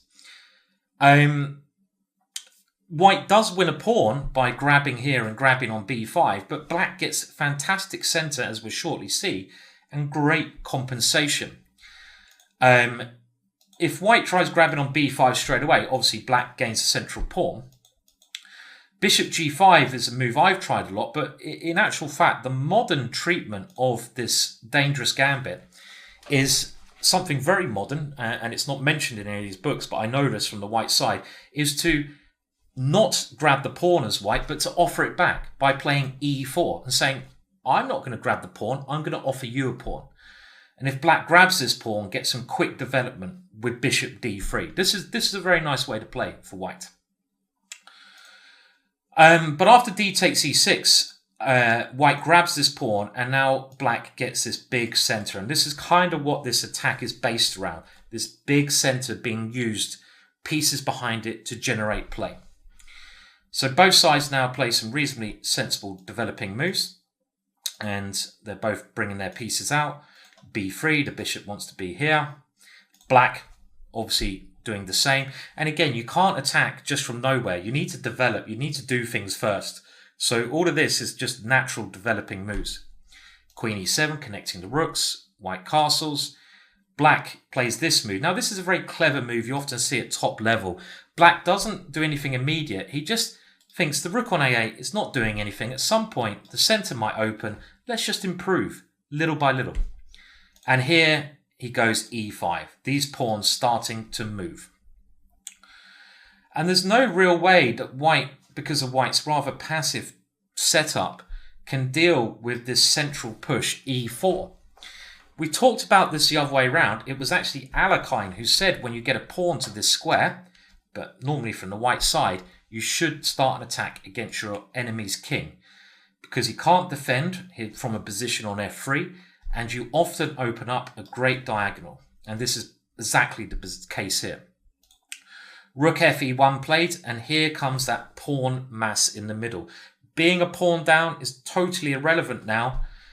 I don't really like this move because white is also weakening another square here, but it was tough anyway. Knight d2. Now, There are no immediate sacrifice. You should be keeping your eyes open for this, but it doesn't work here. So black needs to improve his pieces. Remember, when you're attacking, you should be looking at your active pieces, but if not, bringing in your least active pieces. The knight on d7 can be improved. It comes nearer to the white king. White brings his knight back to try and defend, realizing the storm is building. But now, knight on fg4, Alekhine decides it's time to go all in. And why on earth not? 1, 2, 3, 4, 5 pieces attacking. Open f-file, pawn on e4. Something must give. Starting to target some weak squares with the knight there. White gets rid of one of those attackers, but now the knight jumps in. White attempts not to make any pawn weaknesses, which could, give black an easy target by going knight to f1, but the queen comes in to g5. And what is black's plan here? Well, white has done his best job at defending. He's brought his pieces around. And black very cleverly with this move realizes there's no immediate way with his pieces that are developed. So he needs to look at his pieces and not doing anything. Rook on d8, bishop on b7. And by playing queen here, he's going for g7 with an intention of playing d4. And if white captures, e3. And all of a sudden, we see these bishops again. So using the pawn center to create threats against the king. h3, there's no heroics, so if there's nothing we can do, we can come back. Knight h2, king h1, knight comes to f5, this is coming to a good square. Knight to h2, and now we see the central pawn mass coming, d4. The d pawn will advance all the way to d3, and here the bishop is released. If white takes this one, e3 will be crushing. If white tries taking that one with an idea to defend, well, the best move here is the very nasty queen to g3 with some nasty, nasty, nasty threats. Look at the power of black's attacking bits. So bishop c1 trying to hold things together, but now this pawn becomes an absolute thorn in white's side. The queen comes with a tempo, but black has such a powerful position, he must have a breakthrough here, and he does. When you keep building up, at some point something will give, and now knight g3 is that move. It can't be taken because the queen is allowed in, but after king g1, bishop d5, queen a4, the knight comes into a more aggressive square. King h1, a very patient build-up here. Again, Alekhine looks for an immediate win, but there's nothing at the moment. No captures work. There's no checks. So how can we improve the position? Well, the knight is good. The bishops are good. The rook here is good. The queen is good. What about the rook on d8? Rook f7. Defending any counterplay, and in some positions, aiming just to double up. Get another piece in. Patience. Queen a6. And okay, well, the rook could come in, but h5 is also useful. The h-pawn stops any knight g4s, suffocating. b6, knight g3 check. We've seen this idea before. It can't be taken. The king has to move. Black controls this side of the board, and now d2 is the winning idea because the rook on e1 can't move. And it actually wasn't the king side attack here. It was a combination of the center and the king side. Rook f1, knight takes f1, and in this position, black keeps attacking, but it's clear there's nothing that can be done here. And now there is a tactic that works because rook f3, the 3 pieces, magic number, come in, and this h-pawn, which maybe didn't seem like it had much of a use, simply pushes on. And white plays a rather desperate move, which clearly does not help because of rook takes h3. And the author goes on to note it's a bit of an irony that the fate of the person to experience this in the center was Tarrasch. And you may know that Tarrasch, fantastic player, was a noted exponent of central pawn strategy. He loved playing central pawn strategy, but in this position, he got completely overwhelmed by Alekhine's centre. And this was a great demonstration of how it can be used in a very, very sound and aggressive way. Now, Keres versus Fine, 1937. And again, we see an example of how the central pawn structure can be used to be flexible and to start a rapid attack against the opposing king. By some point, normally you can, in the last game, Alekhine didn't need to sacrifice anything, but often you can flick in a pawn sacrifice to open up a diagonal at the right time or a file. And this is quite trendy even nowadays, even though it's nearly played 100 years ago. The opening we see here, which is the semi-Tarrasch with c5, has made a real resurgence at top level. Lots of players playing this. Kramnik is one proper player who was playing this just before. Lots of the top guys. And in this position, the main move is taken on d5. Now, e takes d5 would lead to the Tarrasch proper, but knight takes d5 is an independent move. And again, like I say, Dominguez plays this a lot, and other players. It really is quite popular. Now, there are two ways to play, and the most obvious is to get the centre with e4. I actually played e3 once, and I had a particular idea in mind. And again, one thing I really would say, when you're building your opening repertoire up, do make sure you know what middle game positions you want to get. You know, this is what opening books don't always tell you. They should even start at middle game positions, show you many opportunities. You pick the positions you like, and then that will go back to the opening. That would be a very novel approach, actually, and I think a very good approach. With e3, black is at some point going to take on this square, and I've played this with the intention of getting an isolated pawn position and going for the bishop attack on h7, which I've talked about. So this is another way to play. With the move e4, we get a different structure, and this structure should be a little bit better for white with the more central pawns, but black can simplify things a lot, as he does here with bishop b4. And it's a good idea for black to simplify pieces, or the defender, I say defender, the side that doesn't have the center, to generally simplify the position, as those pawns contain a lot of energy behind them, and the more pieces on the board behind central pawns, the more dangerous it can be. So I think this exchange is correct, and again, it's the modern way players play it. And now, after castles, bishop c4 is still the main move here.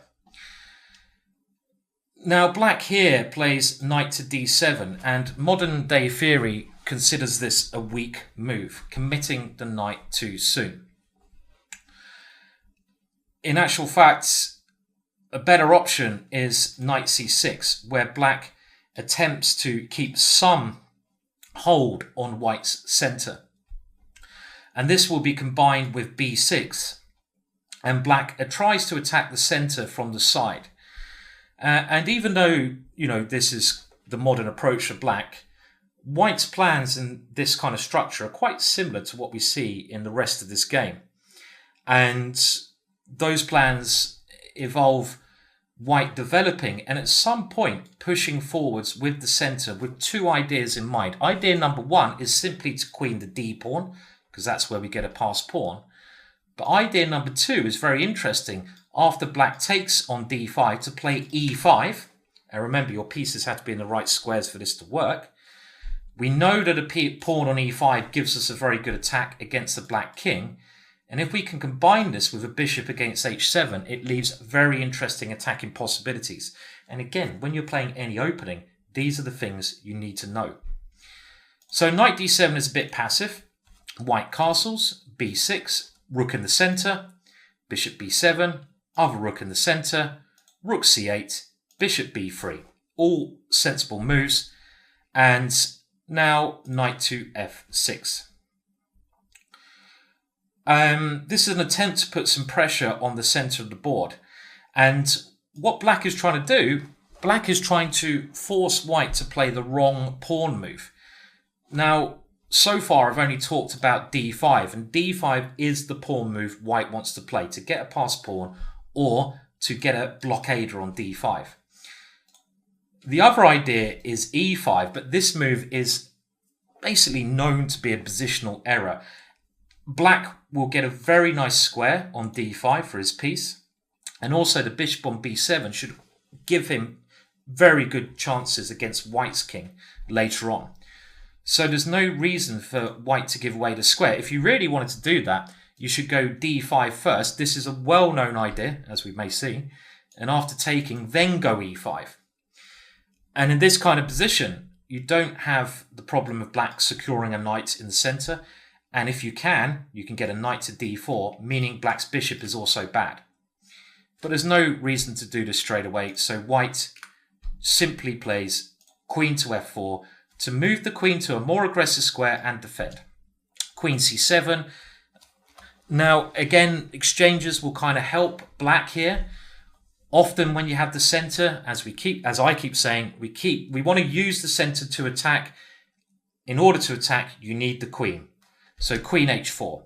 And this is having ideas of hitting h7. Rook f d8 now played, and white now has a number of ways to now start an attack. Up to this point, everything very, very logical. In the game, white goes for rook e3, and this gives ideas of bringing another piece over through the swinging rook. And this is a very sensitive formation, and you will often find this when one side has a majority, meaning that any small change can make the position suddenly spark into a mass fire in the board. And this is the position here, because white has to decide if he's going to push in the center at some point, or if there's another way. I mean, e5 now makes more sense because you've got the queen to an aggressive square. For example, if the knight comes to d5, then knight to g5 is dangerous, because after h6 you've got knight to e4. With ideas again of coming into a square or coming into d6, you can kind of see why Keres played rook e3 straight away, because if he can now get a rook to g3, the third piece enters the attack. There's a lot to think about in this position already for white. It seems like there might not be, but there's many, many ideas. With computer analysis, it's found that the best move is actually knight g5 straight away. And we are threatening just e5. This is very brutal, but it works very well. For example, h6 runs into the simple tactic, knight takes e6. And in this case, because of white's center, after some forced exchanges, white must be doing well. The rooks are behind the passed pawns. I like f3, taking the scope of the bishop and the knight away. And with very careful play, white should just be pushing him and doing well. Now, in the actual game, after rook e3, which I'm a little bit more optimistic than the author about this move, the original author of The Art of the Attack, it's the kind of move I would probably play. Black now plays b5, trying to start some counterplay on this side of the board, but this is just a little bit too slow. I think black had to play h6 to stop knight g5. Saying that, knight g5 is certainly an idea, but white plays rook d e1 first. And now after a5, a4, I want to get to the critical moment to demonstrate this idea, and this is one of the first critical moments where black plays quite a major mistake. When you're playing chess, you've always got to think what area of the board you're strongest on. And black is clearly not strongest on the king side, he's getting attacked there, or in the centre because white has the pawns. So the place where black's getting his counterplay is on the queen side. He has a pawn majority there, so he wants to eventually create a passed pawn. He does that immediately by b4, but this move closes that part of the position down far too much. It's positionally attractive because in an ending you have this protected passed pawn, but it's really hard to make any progress because you've closed so many lines down. A much better move there would have been pawn takes a4, keeping the position open. When you have some hope after bishop takes a4 to break the blockade with queen c4 at the right moment, and then your a pawn can create chances. So blocking the position down here is not good. And now we have a very, very famous position, and this is a position that I've known for a long time. And I've been able to use this idea with 2 pawns in the center against 1 in numerous examples. And it is the idea of playing d5 and e5, as I've mentioned.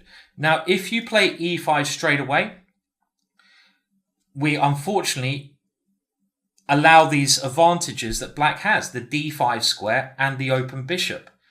And this gives black very decent play here with something like knight d5.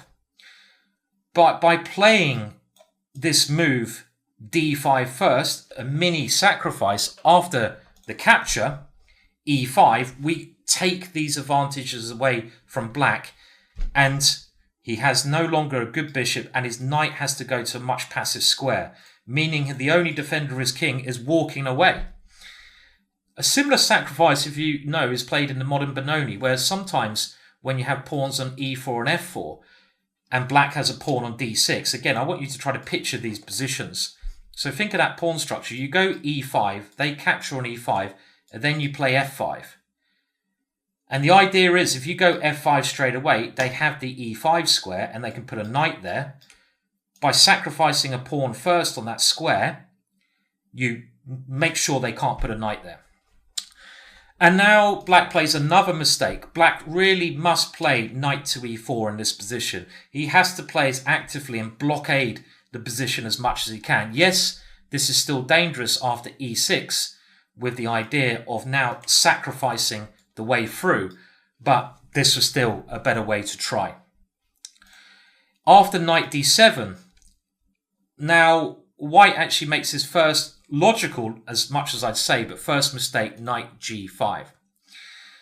And it's funny that Keres did not notice the stronger move, which was knight d4, either in the game or after in the commentary. And the point is, moving the knight to g5 looks very good because it keeps the tempo of the attack up, and we do have the focal point of h7. But this move to d4 keeps the position much more under control. Our rook is going to be good enough to start an attack. We're stopping any breaks with d4, and we have this f5 square where the focal point of the attack will become g7, which is even weaker. It supports e6, and in this kind of position there really is no way that black can defend impending ideas with all these white pieces coming in.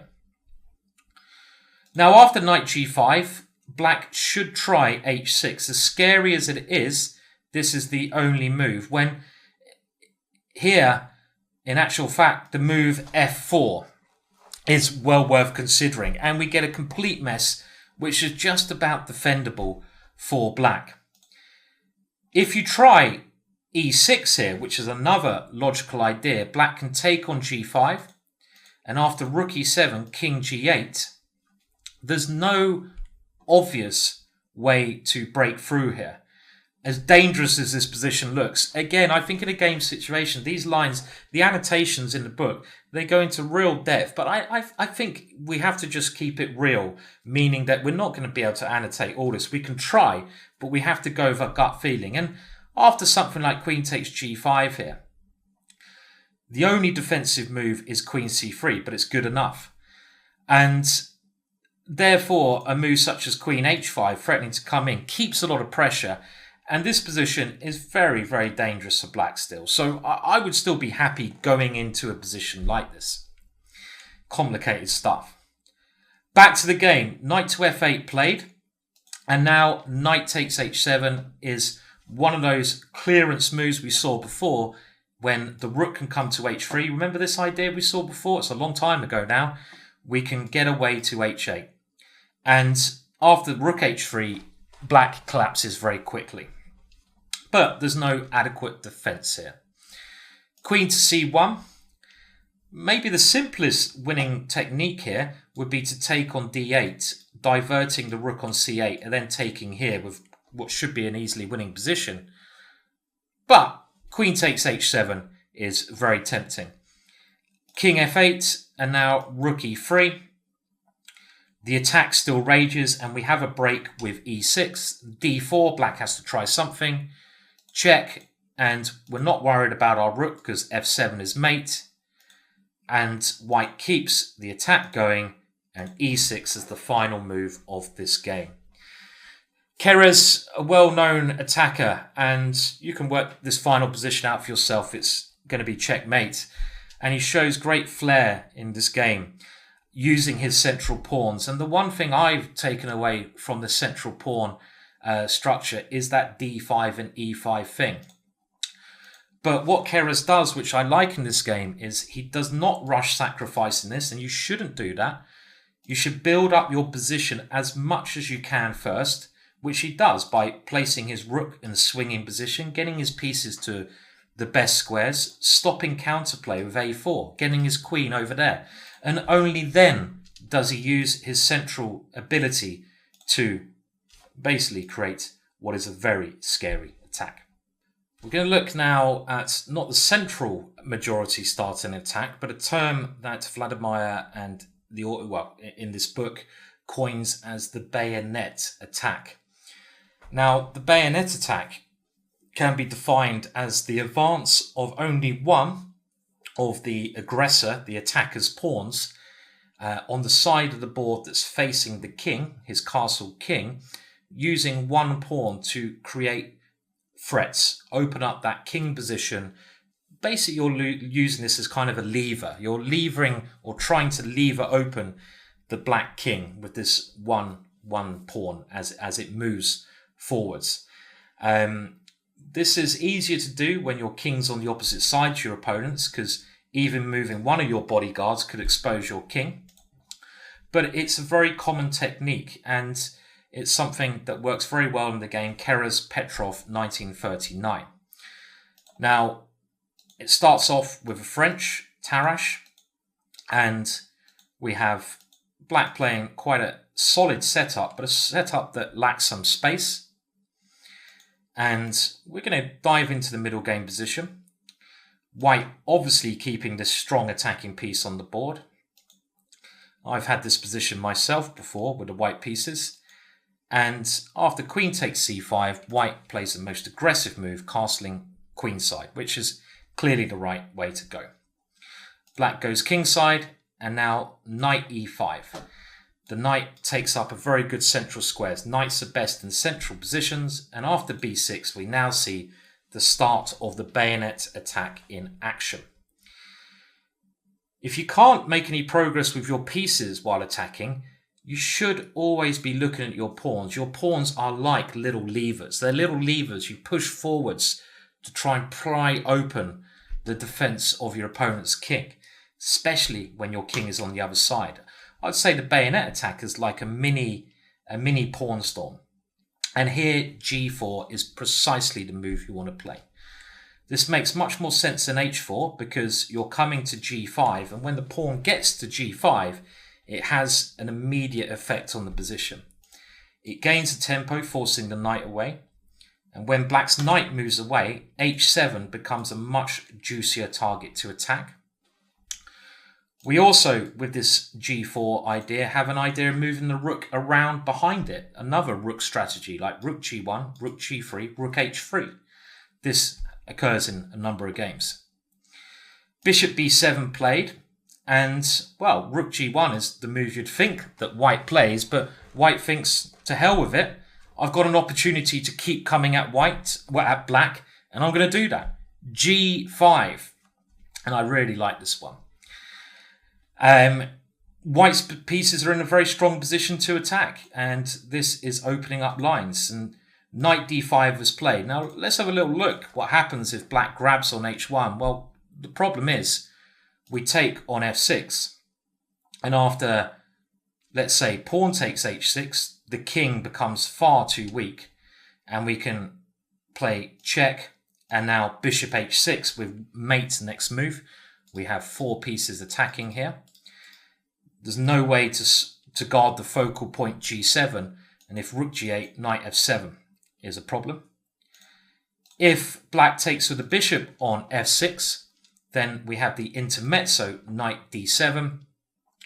Black has to try to hold on to his material, but now the black king is too weak after a check and queen h4. And we can see the queen is coming in and the rook is coming to the g-file. So again, I think a lot of lazy people here would play rook g1, but this is those small little mistakes that you're going to make in your own games that really drop your level down a great deal. If you can play g5, then you should play g5. You should calculate this. Knight d5, and now rook to g1. Okay, we play it now, but we might as well give our opponent the option to go wrong. And this is pretty horrible. There are multiple threats against h7 with pieces coming flying down on the h-file. This h7 attack again. Queen c7 was played in the game.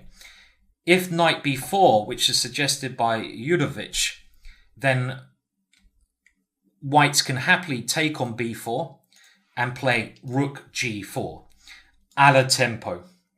The issue here, after queen c5, a move that you should all be spotting here immediately, bishop takes h7 check. And with the rook and queen coming to the h-file, it's going to be an easy checkmate, as we've seen in many examples so far. So after queen c7, white plays the rook in behind the pawn anyway. This pawn has been a complete success. White's focal point of attack in this position seems to be h7 at the moment. If you get one more move to play double pieces in on the file, it'll be winning. So g6 is the only way to stop this, only adequate way. Rook h4 anyway. White's idea may now be to get a queen onto h3. The other idea here is to smash through immediately with this rook h7. We saw this tactic with a bishop on d3. We can follow this up with queen h5 and then a sacrifice on g6. Too many white pieces here. Bishop d6 is trying to get rid of the knight. And the point now, if rook h7, black can get this bishop back around to defend and snag a piece in the process. So the knight moves to g4.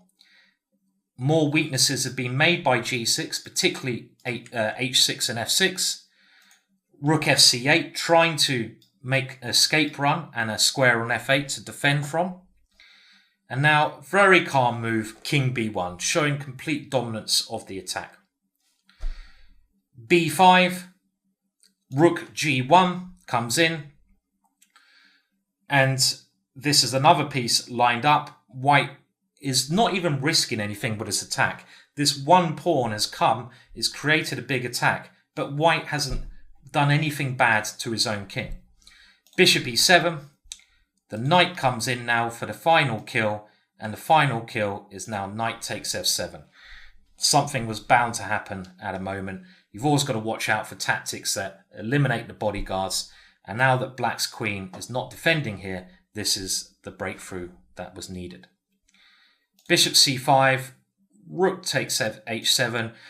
If black had tried taking this one, I think it's clear to see that with the rook coming in and both the queen and the bishop, there's nothing can be done. For example, king e8, queen takes e6, and this is terminal. But after bishop c5, rook takes h7, bishop d4, queen takes e6, this is easily winning. So Keres there again showing a very simple technique of attack, and this is the so-called bayonet attack. I suppose a bayonet, like the sword, one stick there, one sword comes out, and in this case it's the g4 pawn to create an attack against the opponent's king. And often, as shown here, you don't need to do a full pawn storm. You can just use that individual pawn to break through. Now, the bayonet attack doesn't always have to occur when you've castled on opposite sides of the board. If your king is safe enough anyway, then you can launch one of your little guys, one of your bodyguards, aggressively at the enemy to try and weaken him. And this is what happened in Alekhine Wienink 1931. In this position, which Alekhine included in his Best Games of Chess, this book he wrote, he now plays g4 using the bayonet strategy.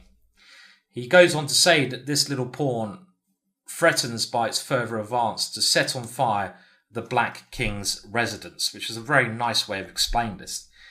And it cannot possibly be stopped. There's nothing that can be done. Now, before playing this, if I was thinking about using a pawn, I would do the same strategy we've done throughout this course. Look at your active pieces, which are your queen mainly and your bishop. Can you do anything with them?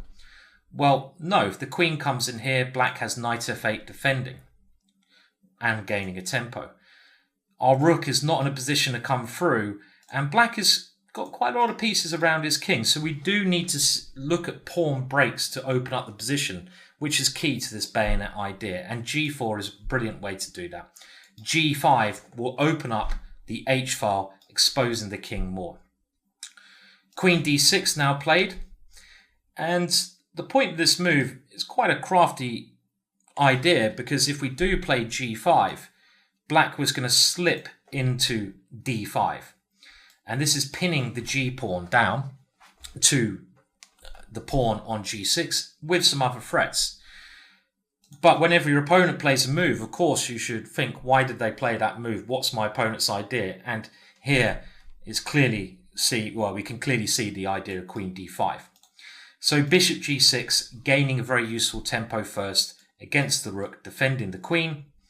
And now that the rook moves, we can play g5.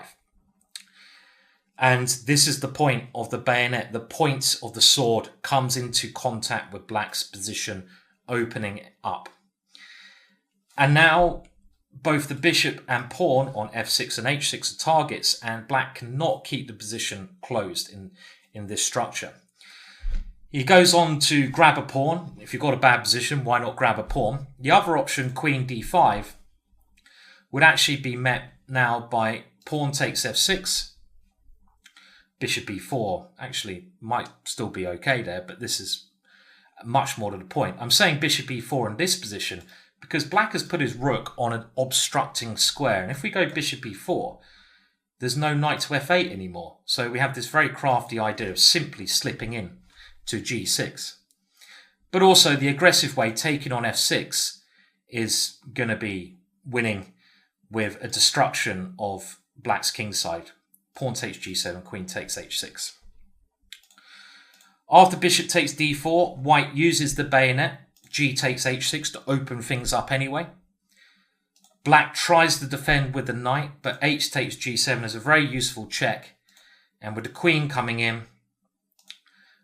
white now eliminates one of black's only active pieces and also fires up his rook.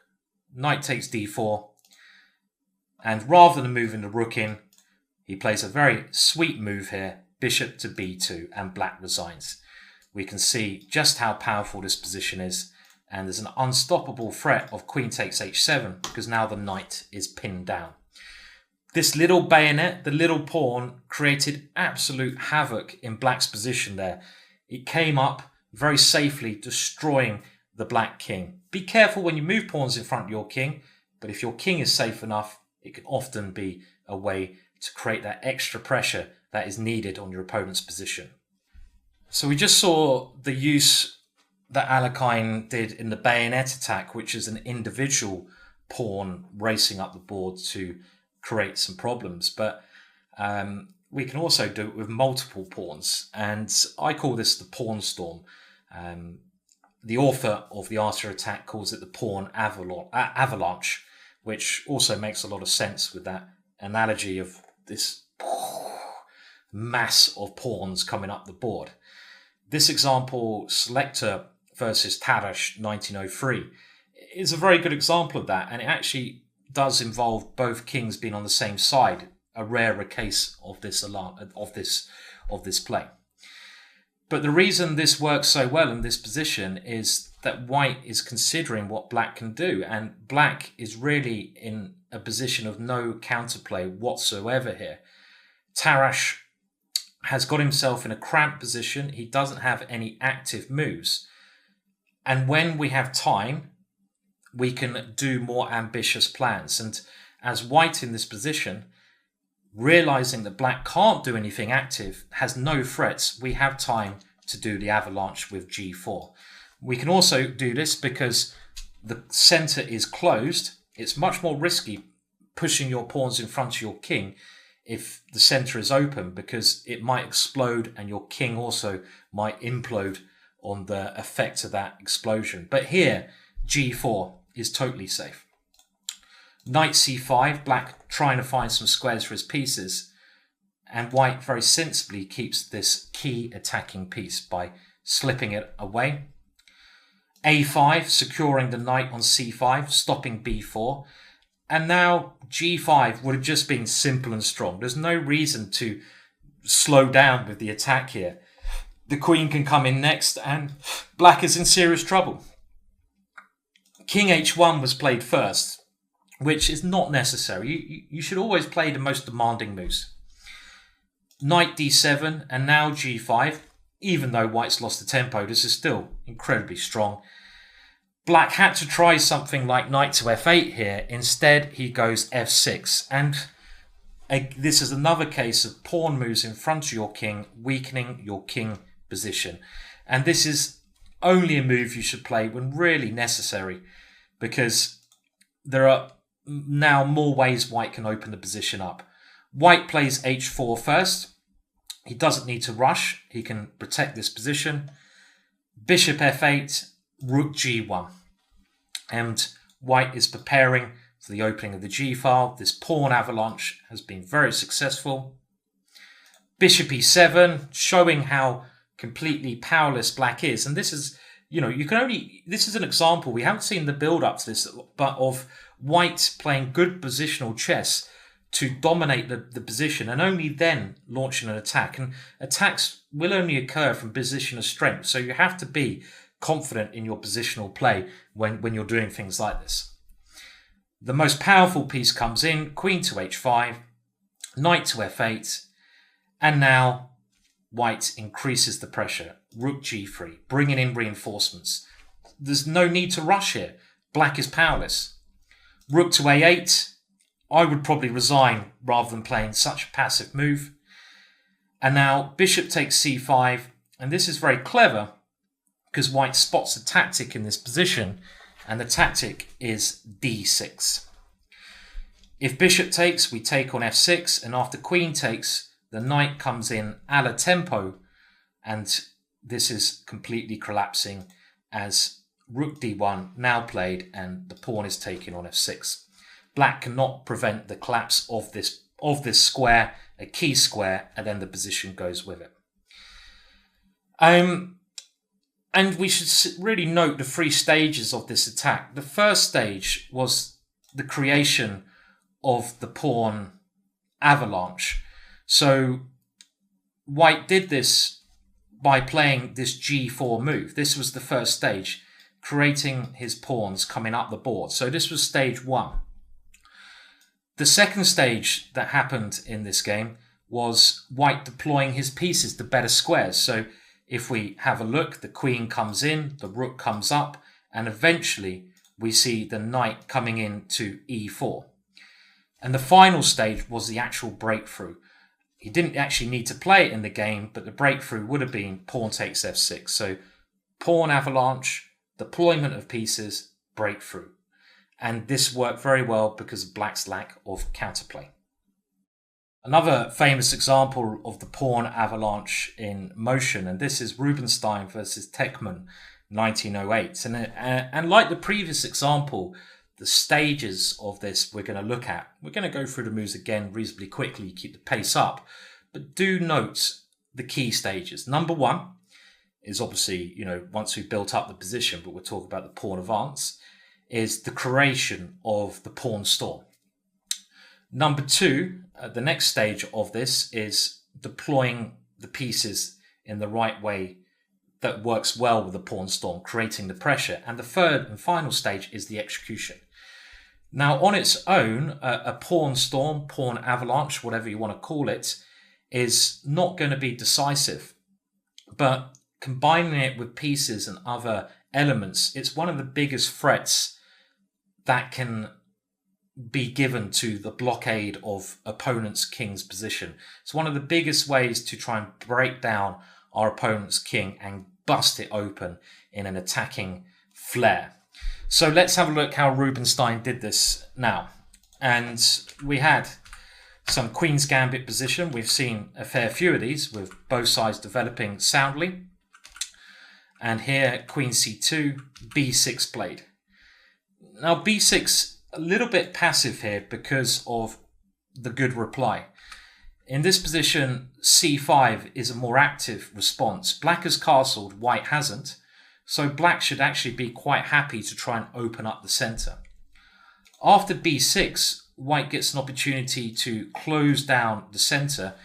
This loses a bit of the energy, but with the pawn on B6, it's clear that black's idea is not going to be very good because the bishop is hitting behind the pawn. Bishop D3, bishop B7, and now super aggressive castles kingside, queenside. With opposite side castling, the pawn storm is going to be so much more effective, so much more brutal, and so much more dangerous because you can freely push your pawns without worrying about your king position. I've experimented with this kind of structure in the Queen's Gambit. It's actually a very interesting way to play. And if you want a simple way of playing D4, I would even recommend just going back to the opening, looking at lines where you take here immediately and go for the same plan. You can't expect black to play this B6 and B7, bishop B7 idea, but in principle, the concepts of the attack are similar to what we see in the game. So let's have a look at the game. Black plays correctly by playing C5, and white now starts his pawn storm with H4. We've seen this idea before. One possibility is to bring the rook around, as the author actually played in a game. Another idea is to support a knight coming into G5, increasing pressure on H7. Here, black plays his first mistake, C4. Now, logically, black must attack on the queen side, but this plan is just too slow. Before black can set up the pawn storm of his own on this side of the board, white's pieces are just too active. White has this very good diagonal. It just doesn't have time to do this. A more appropriate action in this position would be to revert to some techniques we've used before and to capture on D4, because at least this way, black immediately gets an avenue of attack. And after white recaptures, black's plan here can be like to try to get the pawn to B4 in combination with a rook on C8. This move in the game, C4, proves to be too slow. Bishop F5, and now rook E8. I mean, black should have tried A6 anyway, but after G4, it looks like white has that one extra tempo. He's going to take on F6 and play G5 next. Scary stuff. Rook to E8 played, and this is a little bit passive. As soon as you start defending in these positions, you are in for a bit of a tough time. White takes on F6 and now plays the storm, G4. The idea is these two pawns need to be used to break through the blockade in front of black's king. Stage 1. Use the pawns in combination with the pieces to build up to the decisive breakthrough.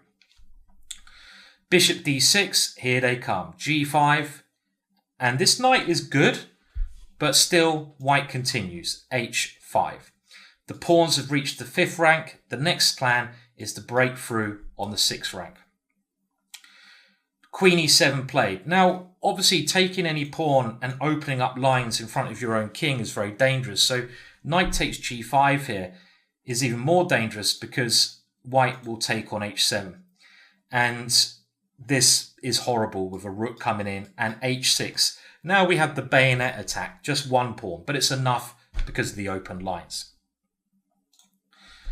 So rook to g1 played, preparing it even more. And now black plays this very slow move, a6. Clearly not going to be in time. It's time to look for the break. One thing to bear in mind when you get this kind of standoff, and I've had this a lot, 2 versus 3, is you don't want to block the position down. This would be a really big mistake. And 2 typical mistakes I've seen happen in this pawn storm position is playing h6, allowing g6. You've closed the position down where you want to attack. That's terrible. You can't get through to black's king anymore. Must be avoided. And the other mistake will be to play g6. This is a better try, but after f takes g6, we should take back h6. Black has managed to blockade again. This kind of strategy works only if you can sacrifice on h6. And in this position, this sacrifice is just not good enough. So how does white break through? Well, he does it with bishop h7 check. And with the rooks in such a great position, it's no surprise such a move is possible. King takes, g6 check, and now king g8 was played. Opening up the h-file would be incredibly dangerous, and you also allow ideas of knight g5 after knight takes the e4, knight g5. Black's king is in its end stages with queen coming to c4, as I hope you can see in this position. So the king goes back to g8, but white now plays this idea anyway. In actual fact, an even simpler idea would have been just to get on with the initial plan and play h6 here. h6 immediately just breaks open the whole position. If black tries to keep it closed with f6, we just take on g7 and we're coming through with an easy win. We may even try to get our queen over there as well, but it probably won't be needed. Let's have a look at the way it ended. Knight takes e4, and only now did h6 play. Okay, he's played it now. This is fine. It doesn't matter. The avalanche has come down on black's pawns. There's no more blockading that black can do because of this break that white has achieved. And here, well, you know, black has no defense. Black tried f6, attempt to keep things closed. This makes white's job easier, but it was always going to be losing. And now pawn takes g7. You might as well grab another piece. But after rook h8 and rook h7, it's horrible. King g8. We don't even need to grab the queen here. We bring our own queen into the attack. And our king on c1 is so safe that this attack is much stronger. This is why black has messed around. He's never got his counterplay going on his own area of the board. c4 proving to be a big error. c3, it's a bit late now. And after rook takes e7, queen takes f6, we have a decisive position and rook h1 is coming. So black gives up. Very nice play. A very simple example again of the pawn storm there. This is opposite sides. And like we said, that was the pawn storm breaking through the blockade, backed up with calculation and the final blow. Very nice play from Rubinstein. I'm very happy that the author included this next game in his book. We've actually seen earlier on in the book more examples of e4 leading to great attacks, but in this chapter, the move d4 seems to be playing a very good part. And one opening that I play a lot, and I think I've added to in the theory sense, is the London system. Now, originally, the London system was considered to be a very passive opening from the white point of view, but I totally disagree with that. And the research I've done has come to the conclusion that the London system is, if anything, a very aggressive attacking opening in the right hands. And this dates back not to my inventions, but as we will see in this game, to 1919, Koenig versus Weiss. And white plays a very nice build-up of many ideas to break through in a great attack here. So the London system is really where you set your pawns up in a pyramid first and develop your pieces around that. First of all, you place your bishop on the other side of the pawn structure, so it's not trapped in. You don't want it stuck on c1. And now we create the pyramid and we develop our pieces around that pyramid. c5, and now bishop d3, knight c6, knight d2. And I think the author is a little bit pessimistic in Black's setup here, but in some ways I do agree with him as well, and modern theory has kind of gone his way of thinking. He gives the move bishop e7 a lot of damnation, and I think he's right in saying that. He says that Black has obviously lost his bearings, is not aware that he is really passive. And passive moves of this type do not fit in with the active position of his central pawns. I mean, my figuring here is that this move is not realizing the potential danger and not understanding the opening setup enough. White actually has a lot of powerful attacking ideas here, based normally with this bishop, as we've seen throughout the course, key attacking piece. And a much better way to play nowadays, confirmed, is bishop d6. Black trying to make exchanges because, you know, the more exchanges Black makes, the less danger his king will be in. Now, after bishop e7, knight f3, castles, there are a number of options here. And the next move is a move that is given an exclamation mark. But I know from a theoretical point of view, there's more than one interesting way to play here. I mean, the next move I do think is best, and it's a move I mentioned before. And can you think of the move? Let's just think. Do you castle here or not? No, you don't. Why don't you? Well, I mean, castling is all right, but you're going to get a much more positional game, and you don't need to castle here. If you do castle, it loses a lot of the attacking ideas because you can't use your h-pawn anymore. You can't use your rook. But with knight to e5, you open up a whole world of ideas. First of all, you might be able to push your pawns down the board, as we see. You can also bring your queen around to h3. This is another standard attacking idea in this structure. If Black ever takes this one, we can use a pawn on e5. Having a pawn on e5, we know, is very dangerous for our opponent. It's a great attacking pawn. It forces his pieces away. So this is the most flexible move. Black now plays he plays this next move very casually, rook e8, and this is not taking into essence a real appreciation of the dangers to his position and the necessities. This move doesn't do anything. It doesn't create any chances. It would have been more wise to start worrying about White's pieces and play a move such as knight d7, aiming at least to use the pawns to create some blockade against the bishop. But after rook e8, White realizes that, okay, my opponent's playing extremely passive here. I'm going to punish him. And he plays g4. And this, in this case, is the bayonet attack. He's using one pawn. And because the king is very safe behind the pyramid, very hard to break down, such an advance is okay. I also think another good way to play in this position is queen to f3, with the queen coming this way, and later on pushing your pawns. But g4 works perfectly, as in the game. Black now gives up the center. White takes with a pawn, because now that knight is forced away. And here, another aggressive move. You don't actually need the pawn avalanche. You can play in the bayonet style, g5.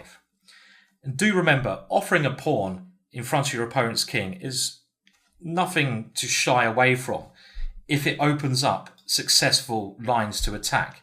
And in this position, it also allows the white queen into the position. So you should be happy to give away such a mere pawn. Black goes in defensive mode, and again, like the other games, when you go in defensive mode, things are just going wrong. But what does he do? If he takes on g5, then queen h5 forces h6. But after rook g1, White has too many attackers here. Bishop takes f4, e takes, king f8 may well be forced, but queen g4, and if g6, bishop takes g6 is coming through the middle. So knight f8, and now white suddenly realizes that his bayonet pawn is not going to be enough. And in this case, he's right to think that, because if he plays it here, well, it's not really opening up too many lines, and I think black should open up an escape square for his king by taking this way. So in this situation, the mere bayonet on its own is not enough, and he has to start using a friendly ally, h4. And like before, he wants to get his pawns to this rank, the 5th rank, and then break through in the appropriate manner. This works very well because black has not created any counterplay anywhere else on the board, and there's no way to open things up for black. His pieces are too passive to seriously think that's possible. So bishop d7, and now the queen joins in. Oh yeah. And after bishop c6, white castles. We don't need to rush. We might as well get all our pieces ready. Now, black should have tried something like d4 here, at least trying something, but, you know, this seems too slow. White has a number of ideas, even just moving the rook is fine. But b5 is not going to work here because white is further advanced. h5 played, c4, and now what should white do? I'm going to ask you to pause now and work out the correct way to play this position. Hopefully you will know it if you watched the last video. It's a theme that we've seen a couple of times here. Do you retreat? Do you push a pawn? Do you do something else? Pause now. Well, the correct move is like Rubinstein did, bishop takes h7.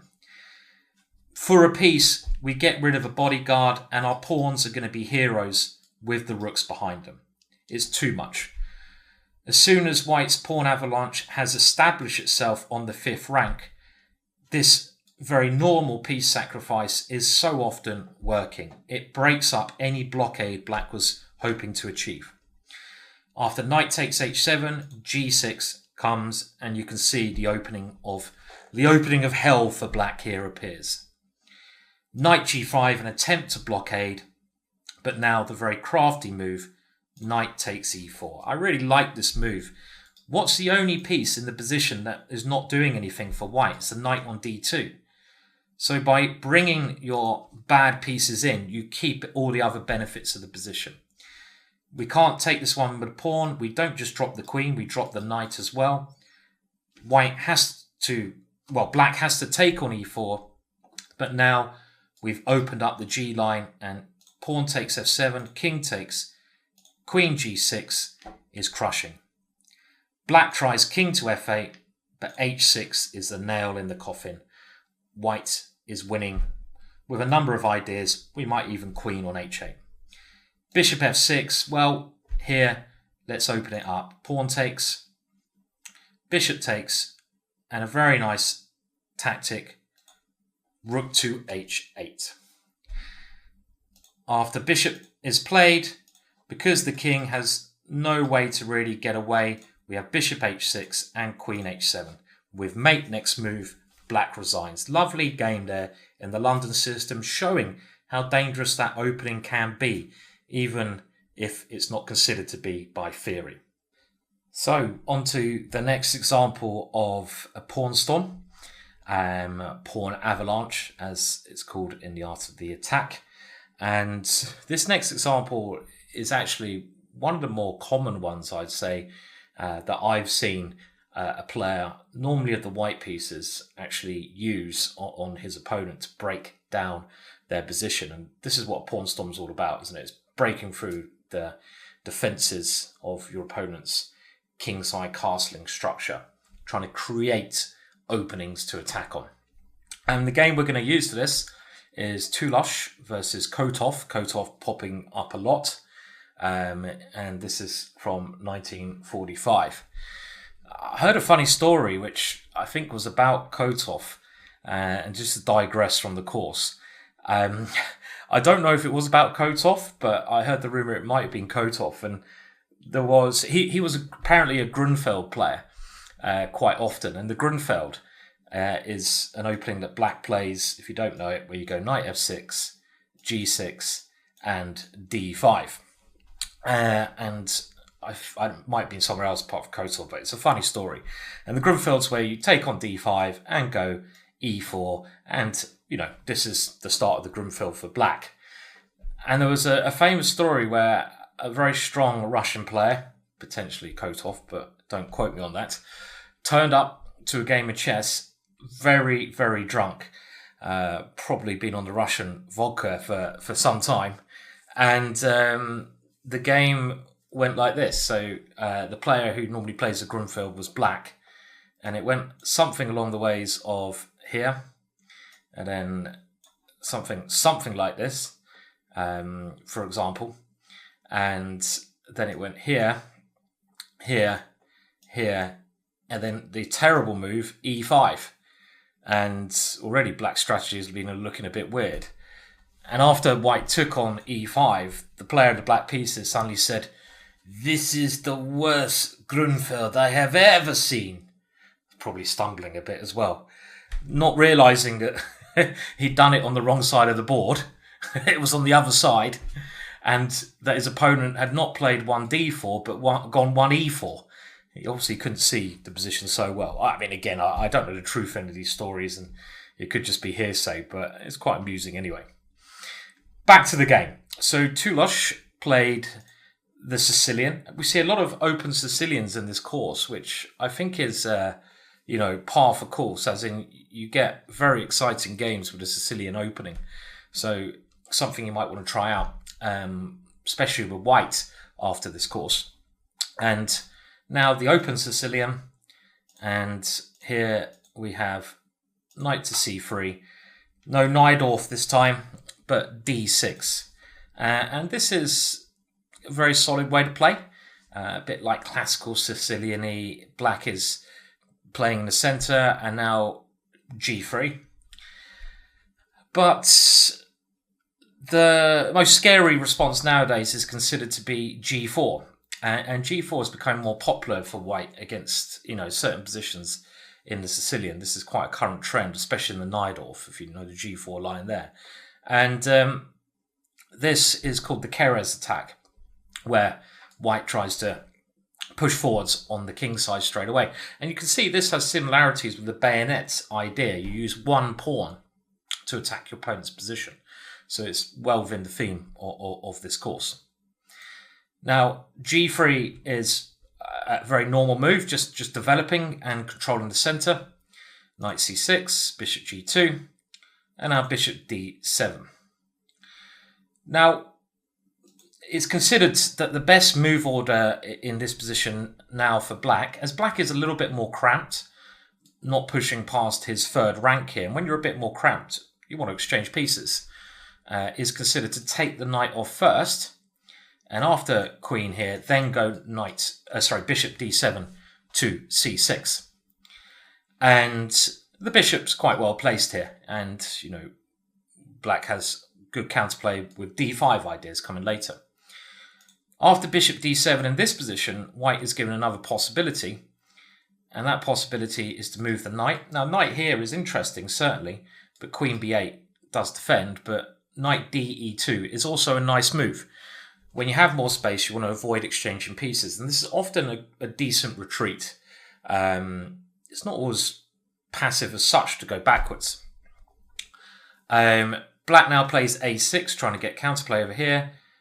Might have been a good idea to also castle, but maybe it doesn't matter so much. Castling, b5, and now to stop black from advancing anymore.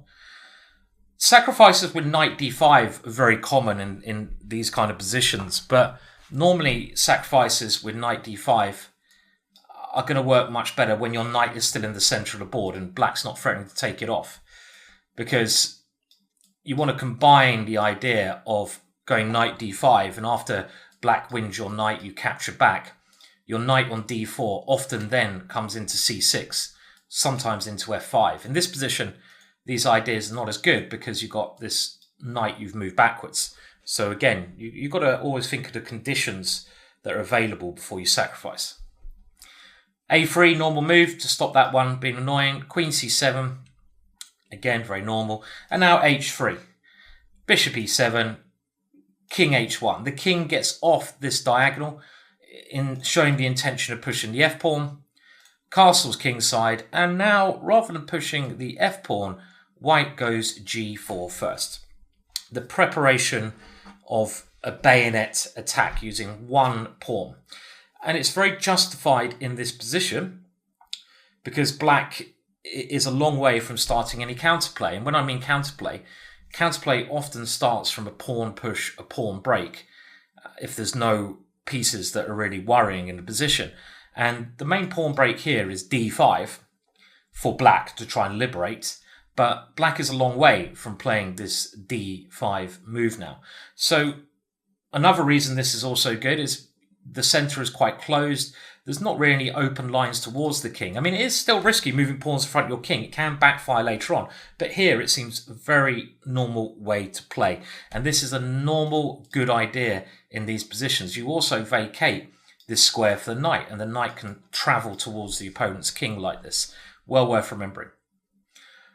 Now, King H8 was far too on the passive side for black here.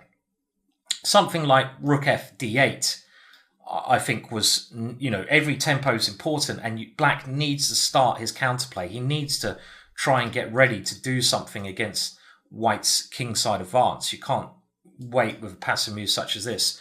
You can also maybe put an extra piece on F8 to help defend, and even Bishop E8 to open up this line for the rook on D8.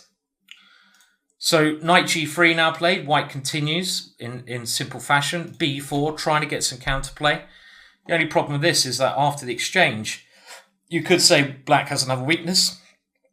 And now also black is getting ready to play D5.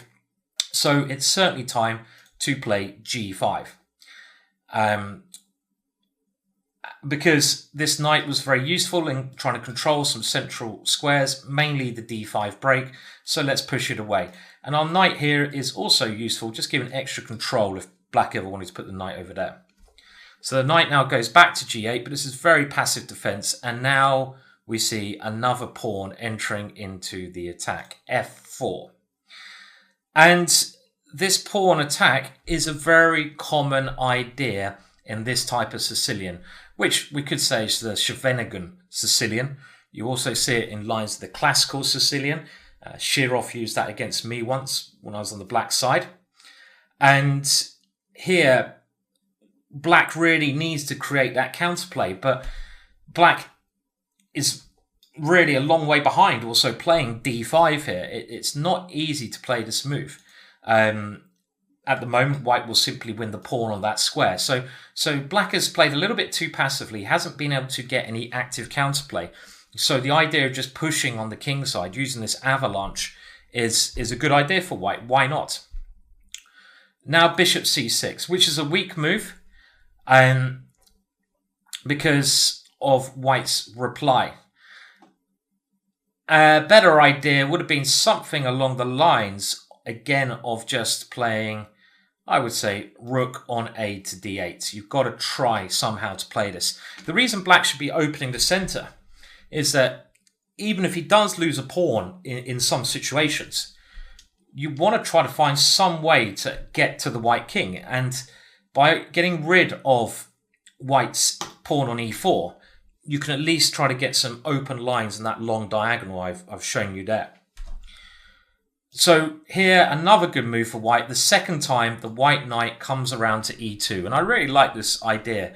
It's good for two reasons. The main threat is c3, is threatening to win a piece.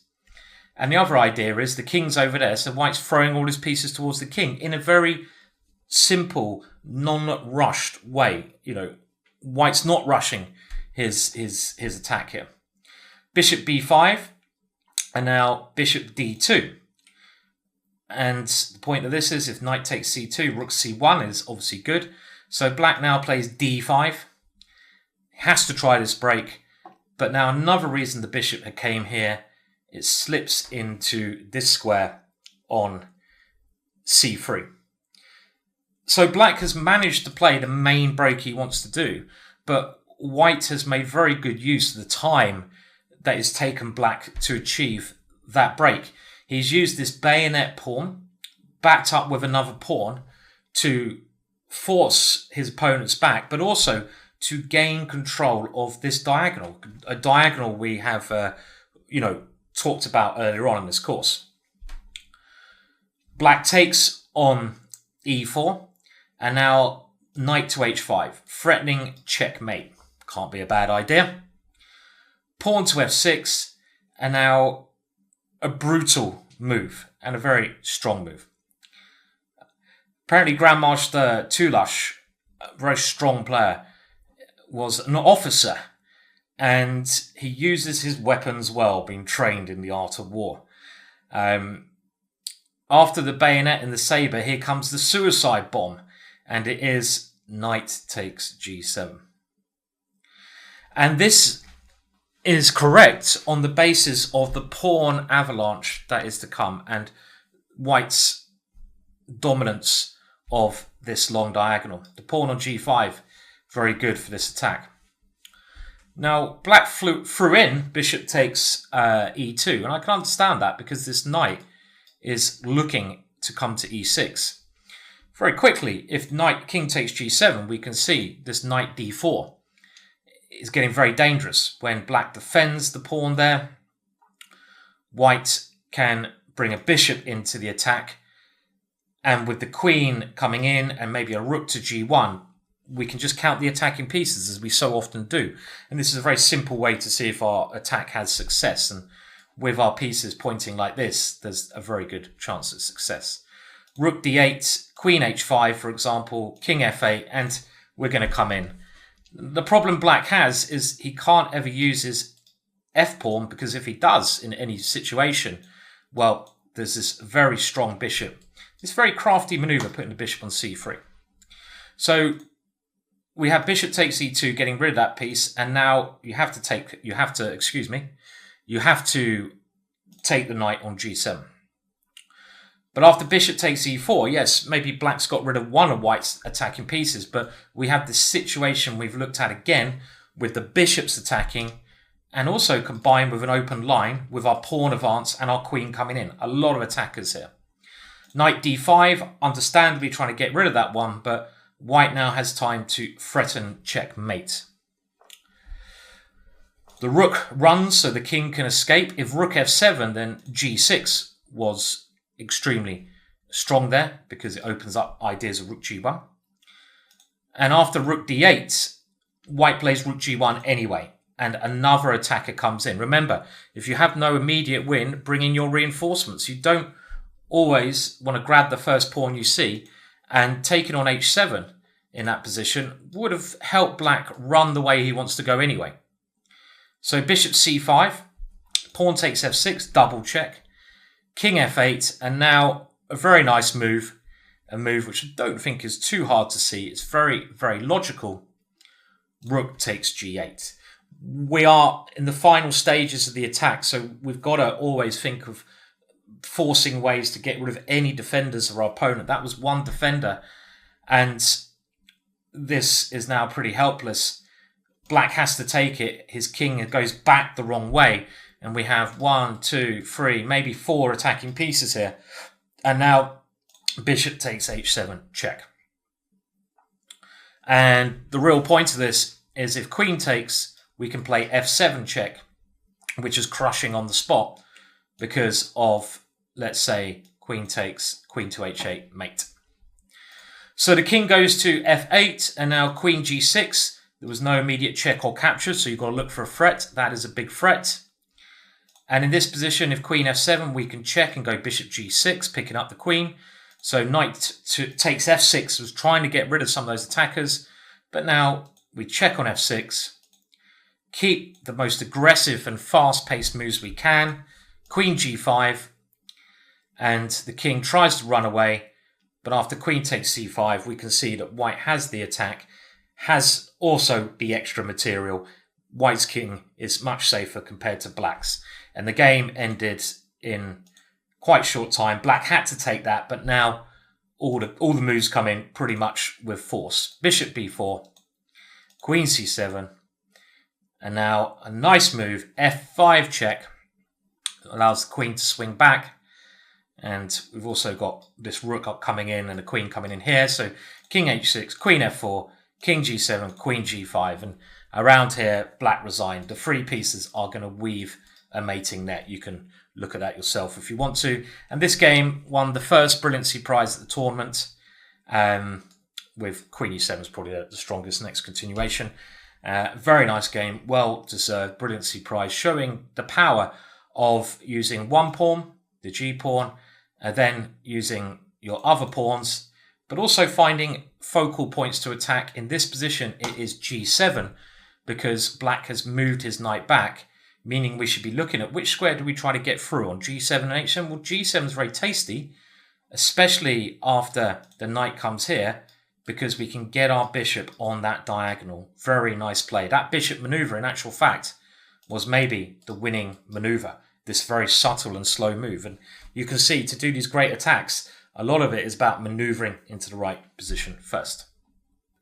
So we're kind of coming to the end of this little parts where we've been talking about using our pawns to attack, the one pawn, the multiple of pawns to either break down our opponent's defenses or to have some specific idea in mind. It's normally to do with breaking down that defense in one form or the other.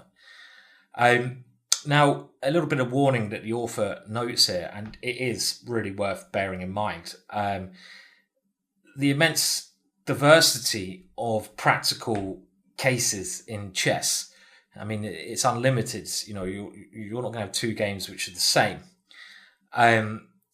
Means that certain rules that we're learning and certain ideas have to really be played in an unroutine fashion. These are going to give you ideas of when to play them, but each position is unique and you've got to treat it as such. So you can't go diving in to playing the same plan in every single game. You need to back it up with your calculation and any new new things that are going on with each position. So it really is, chess is a very tough yet beautiful game for that reason. Now, this game is from Steinitz Marco 1896, and it's a very nice demonstration, again, along the same themes as we had before, but obviously with a different kind of structure. And it's white to play, and what kind of should be white's plan in this position to improve his attack against, or chances of winning an attack against black's king. And you can have a think and pause now if you need to. I mean, the main thing to bear in mind here is that, let's just evaluate first. Opposite side castling, so an attack is very important. Beautiful knight on d6, very, very strong. Our pieces are a bit more actively placed. Look at that lovely bishop. Can we do anything immediate? First question. Well, if we ever go check on c4, this would actually help black's position. It looks quite weak there at the moment, but black would be able to simply play bishop e6. And why exchange off your very good attacking piece for black's passive piece? Always ask yourself that one when you're tempted to go into an exchange of pieces. It should always benefit you for some reason. Logically, in this position, why would you want to swap off these two pieces here? It'd be crazy to do so. So the way to go about trying to win this one is by playing f4.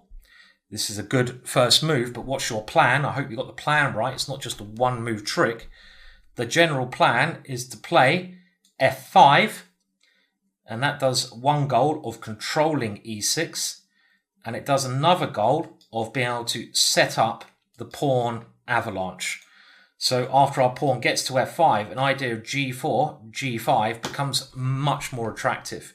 And again, we're using those pawns to open up black's king.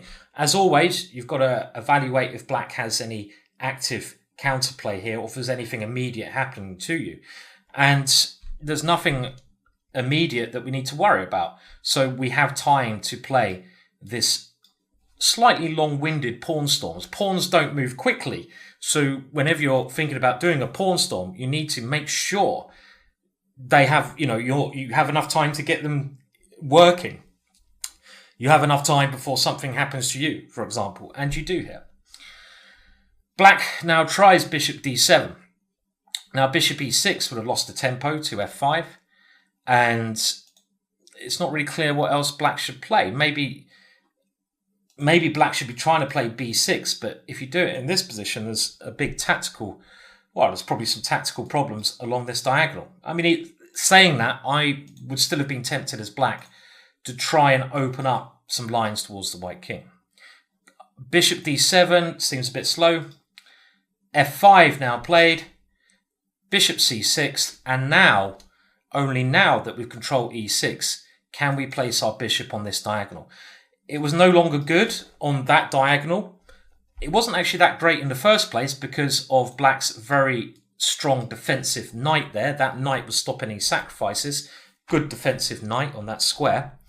And here the bishop is clearly better on this weakened diagonal. Black has put his pawns on dart squares. This is a little bit of advice. So when you put your pawns, or your opponent puts their pawns on one colour square, black squares, it makes the opposite colours weak naturally because they're not controlling any light squares. So the light squares are weak. So this is a good move. And after king h8, g4. And now we see the avalanche. White can't do anything with his pieces at the moment. So we need to try and break through. And using pawns to break through is a key attacking component. Black now tries b6, but already it was very tough. h6 is only a temporary hold, as h4 will come and g5 next move. Even if knight h7, we can still play g5, for example. Pawn takes, and if h takes, black opens up the h-file, and if knight takes, well, there's a very nice move here, and you should all be able to see the tactic on offer here. Boom! With rook h1 to continue. Look how powerful the bishop has become. So here, g5 now. White, might as well just get on with things. Pawn takes g5. The queen comes in. You can see how the pawns are breaking down black's defensive setup. This is what their aim is. f6 is a threat, so black has to try h6. But now queen h5 with the same idea. Things are really pretty bad here. Pawn takes c5. f6 would have been actually the strongest way to finish this off, but knight f7 check was preferred in the game, which is also good enough after king h7, knight g5, king h8, and now f6. And you can see white has, remember to count those attacking units. It's a very good way of doing it. 4, I would say, queen, knight, pawn, bishop. But it's also that protection around the black king is going, and we all know protection is good. Pawn takes f6, queen takes, and it's easy to see after knight takes h7, and then in this position, simple as good, rook takes e5, black resigns. This rook is swinging into a deadly position, and it is game over.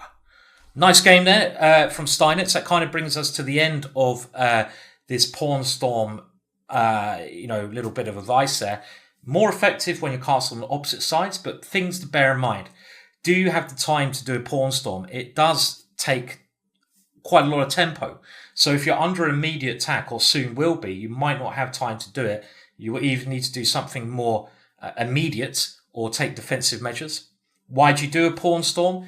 Because it opens up your opponent's defenses. It's more effective castling opposite because your king will not become weakened. But as we saw in the previous game, you can also do it in some positions where you're castled on the same area of the board. Also think, do you do it with one pawn or with multiple pawns? One pawn is generally more ideal because it's quicker and you take less risk, but sometimes multiple pawns is needed. And this was made to look very easy because of Steinitz's avalanche that he did. So we've looked at various ways you can attack with pieces and with pawns already during this Art of the Attack course. And you're going to have to decide in your own games, is it right to use your pawns or your pieces to attack, or quite often a combination? And there's no written rule for this. It's going to vary game to game, attack to attack. Chess is a very complex game, as we said in the last video. I mean, you're going to get hints of the patterns as we're trying to teach you as much as we can during this course. But again, it's something that you will have to work out case to case. Think of yourself as a chess lawyer. Each individual, you've been trained in certain areas of the law, so you know what you should be doing. But each individual case you're going to have to present to court is different. So you're going to have to go with the general guidelines, but adapt to those individual cases. Now, what about this position? Well, I'm going to let you have a think about this. And, if you ever get in a situation where you have a choice, it comes down to calculation and some general principles. But here, White has done a typical Greek gift, classical bishop sacrifice. And he has two pieces attacking. Normally, a third piece is needed in order to win the game. And in this situation, if the queen goes backwards or forwards, it's a draw. So you're in a strong position as White. But you have a question here. First of all, what piece should come in? I think that's quite easy to see. It should be a rook on the open H file, the rook swinger. Hopefully you can gauge that already. And you have two ways to do that. You can either try to get the pawn involved and do the rook swinger behind the pawn, as we've seen occur in some examples. Takes 1, 2, 3 moves to do that. Remember, timing is obviously important. If one plan is quicker than the other plan, that's generally the plan you should use, especially when attacking, because every tempo is so critical. Every tempo lost gives your opponent that better chance to defend. And the other plan is to go rook e1, rook e3, rook h3. So have a think about this now and have a think what you would actually do in this position. What would you do? So would you go with the rook or would you go with the pawn? So I'm just going to give you a little bit to pause for this one. Okay. Well, in the game that was used in the book, it might just be an example, White went with the pawn. But this is actually wrong. The best way to do it is to go with the rook. And again, I think the only way, well, the way I would certainly calculate, and I'm sure most top players, is I know that I need to be doing something here. I know what plan I'm doing. It just comes down to calculations. So I'd look at f4 first. I like that move. It looks more aggressive. You're bringing the pawn in. And then I would analyse f4, hopefully find my opponent's best defensive moves, and come to the conclusion after I've analysed that as much as I can.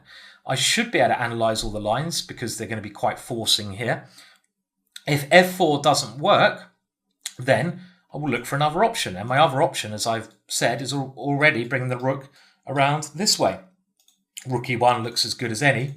And I analyse this one. And the principle, the reason why rook e1 works and f4 doesn't, is that f4 actually gets in the way in this position and mainly gets in the way of the bishop. That bishop is blocked. It can't come into any to potentially help later on. And the queen can't use these two squares, which it may well want to do. So rook e1 is the winning move here, bringing this around. But first of all, let's see why f4 doesn't work. Well, black should now try and defend with queen d7. You've got to get this queen out of that position. Rook e7 is a mistake here because it doesn't stop the plan of rook e3. And as you might better see, if black takes that one, white's going to win a rook and the game. So queen d7 is forced, and obviously white wants to keep the queens on the board. So queen h5, king g8, and now rook f3 is the only plan which is logical here. Other moves like f5, they don't work. They're just not, black can just take it. So this is the only line I'd really look at. If I couldn't get this line to work, I might start looking before I play f4 at the other variations like f5, but I'd have to evaluate them case to case. But after rook f3, black can now go g6. And if we go in, black offers the exchange of queens. We can't do that, so queen h4 is best. And Now, Queen G7 is the best move. In actual fact, again, this is where the text differs a little bit with the work that Chessable have done on the course and other people like John Nunn. This whole book's updated, and it was originally said that in this position, knight h7 was correct. And let's have a look at this one. Well, knight h7 is, I think, actually the best defensive move. I mean, it makes sense to try to swap pieces. And now knight h3 is maybe better here. Maybe better. As again, Chessable have noted, white cannot, as we're going to see, afford the exchange of knights, because rook h3 is not actually working, because knight g5, check, king h7, and now rook h7 check. And this position, the main difference, as we're trying to demonstrate with the pawn here, is that, funnily enough, after this move, now, this pawn is in the way. It's funny how this little subtle thing.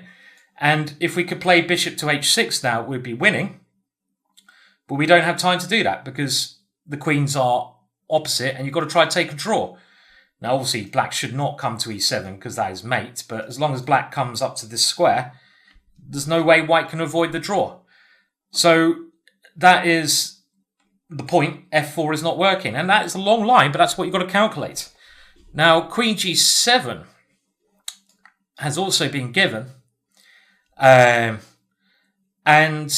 this should be all right as well, but it's less forcing than knight h7. I think that's the point. If you can force a simplification, you should do. And now rook h3 is not as strong here.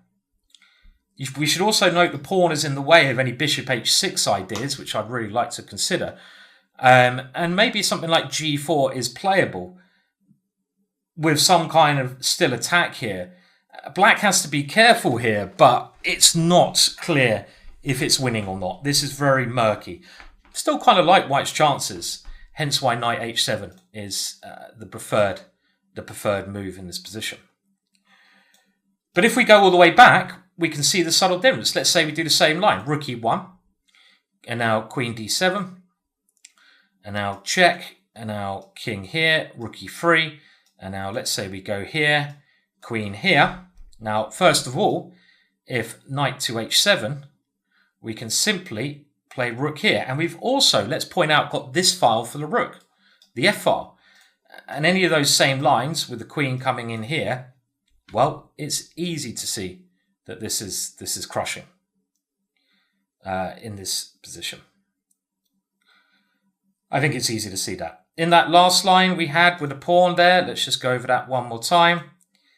Knight h7, rook h3, knight takes g5. Let's have a look. Why can't we do this again? And if queen here check, why can't we do this one? Well, John Nunn actually notes here, overlooks, this is in the original text, and this overlooks the point, the original author, Vladimir, overlooks this in the original text. And again, Chessable have updated this in the thing. I did actually look at this before, but forgot about this one line. It gets quite complicated for me. Give me a break now and again. But saying that, that's not the point. So maybe this is winning anyway, this line. But the point is that you've always got to go for the move that gives you the best possibilities. And if we're thinking here about using the pawn or not using the pawn, both of them look like they should be winning, therefore. But rook e1 is going to be a stronger move because you just keep the option of the bishop. The rook has ideas of f3, and that is enough to say that this one is one where we use the piece and not the pawn. Let's have a look at some other examples of that, and hopefully I'll make sure I do a better job than that one. That confused me somehow. But okay, I don't think I need to. I won't do that again unless Chess will make me. No, they won't, because I think the point is there, and that's what the aim of this video was. Well, in the last video, I kind of did cover the reason why, in this particular case, it was pieces, not pawns. But again, the author goes into actually quite a lot more detail now over the next, 4 examples of different cases in this position, which make a change to what we're trying to do. And this next video again is just giving you a rundown of rook e1 and why this is better than f4, blocking the bishop in.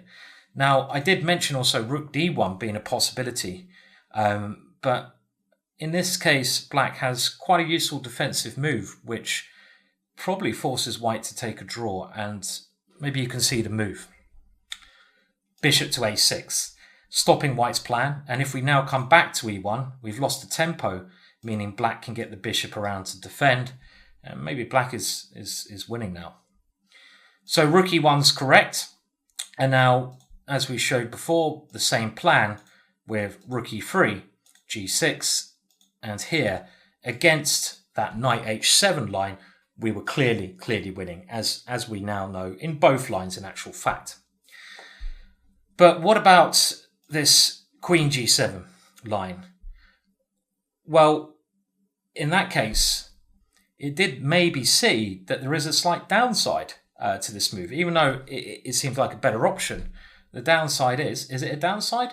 That our bishop is now free, but we don't have a pawn on f4? Well, in a real game, you'd have to make this judgment, meaning that the other line with a pawn on f4, is that better than this position? And that's something you'd have to work out. I would potentially say that this position is better for white, again, as we kind of come to the conclusion, because this f-file and not having a pawn on f4 gives us another option, the double rook swinger, meaning we can put one rook on h3 and the other rook has even the chance to come round this way. And this may seem like a slow plan, so in a real game you'd have to calculate, you'd have to see, do I have time to do this? And in this position we do, because black is not doing anything. Black has no way to exchange, as he now no longer has knight h7. And there's nothing really black can do to stop this. So let's say knight bd7, simply bishop d2. And the other rook is slowly coming round. Black's knights are very blocked in. If he tries to create counterplay, here it comes. Pawn takes pawn, pawn takes pawn. I'm not really sure now what can be done. Maybe a5 is best. And now the idea is maybe to come to a8. So white can even take the luxury of playing b4 here in this position. Just to even say, I want to control that area of the board and maybe my bishop can come to b4 with pressure. And now rook e7 is kind of forced in preparation for this kind of swing. And this position, again, it's not so clear. So you kind of, in these examples where queen g7 is played, have to sort of go with your instinct. I mean, I think if I saw this variation as white, I'd probably try and look a couple more moves, like something like queen here, and I'd probably come to the conclusion, well, I think this sacrifice is all right, because my opponent's not doing anything. Black is all tied up on the king side, and I might even be able to do something crazy, like eventually treble my pieces on the h-file and get into checkmate. So I think I'd be confident going into this. I mean, let's just have a look at that line. For example, queen e2, threatening b5. Let's say black waits, and now we go rook h4, bishop a6, queen e3. And you can see that in these lines, black doesn't really have anything he can do in these variations. And if he ever closes it like this, well, we can come up with rook c3. And we are now trying to get over to h3. So there's quite a lot of essential things going on with this position, even though it doesn't seem like it. And f4, to conclude in these lines, is a problematic move for white. I mean, it might still be all right, but it's problematic in that it blocks your own pieces. So the lesson to take away is pawn advancing is all okay, but make sure you're not blocking your own pieces, your rooks and your bishops in this case, when using your pawns in the attack. Now, as we mentioned right at the start of showing these very similar positions with the same attacking motif in front of the black king. Very small changes, subtle changes make a massive difference. And here we can see the changes are that we have the extra tempo of f4, but we have a pawn on h3, meaning that in this position, we're ruling out any ideas of ever getting a rook to h3, which is our main concept in the last positions here. And this is to train the eye to really, as the author says, to be quicker in spotting certain finesses. You know, these small finesses will change how you should be seeing the position quite drastically. And the real finesse, I'd say here, is we've said it, the pawn on h3, the rook swings out the question, but we're also demonstrating that with an extra tempo, we now have another possibility. And what is that other possibility? White to play f5 immediately. And in this case now, black hasn't had a chance to move the queen to d7, meaning this break is working a lot more effectively. The decisive idea here is to play f6, which would be crushing on the spot. So in this case, that extra tempo and having our pawn on f4 immediately wins on the spot for white. It's really that simple. Very, very small changes. You can remember when we tried this or looked at this before, the black queen was on d7, able to stop this, but not here. So black has to take on f5, and now we bring in the third attacker. Rook takes f5. And this is pretty crushing. I mean, even rook f4 there. That wasn't working because the queen takes g5, but it's certainly something that could be coming up in these positions. And we have to first, of course, though, play queen h5 check to defend the knight, and then rook to f4. And it's the same idea of the swinging rook coming over, the third piece coming into the position. And black can't defend this.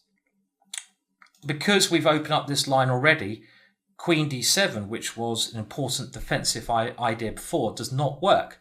It's checkmating too. You can see that, can't you?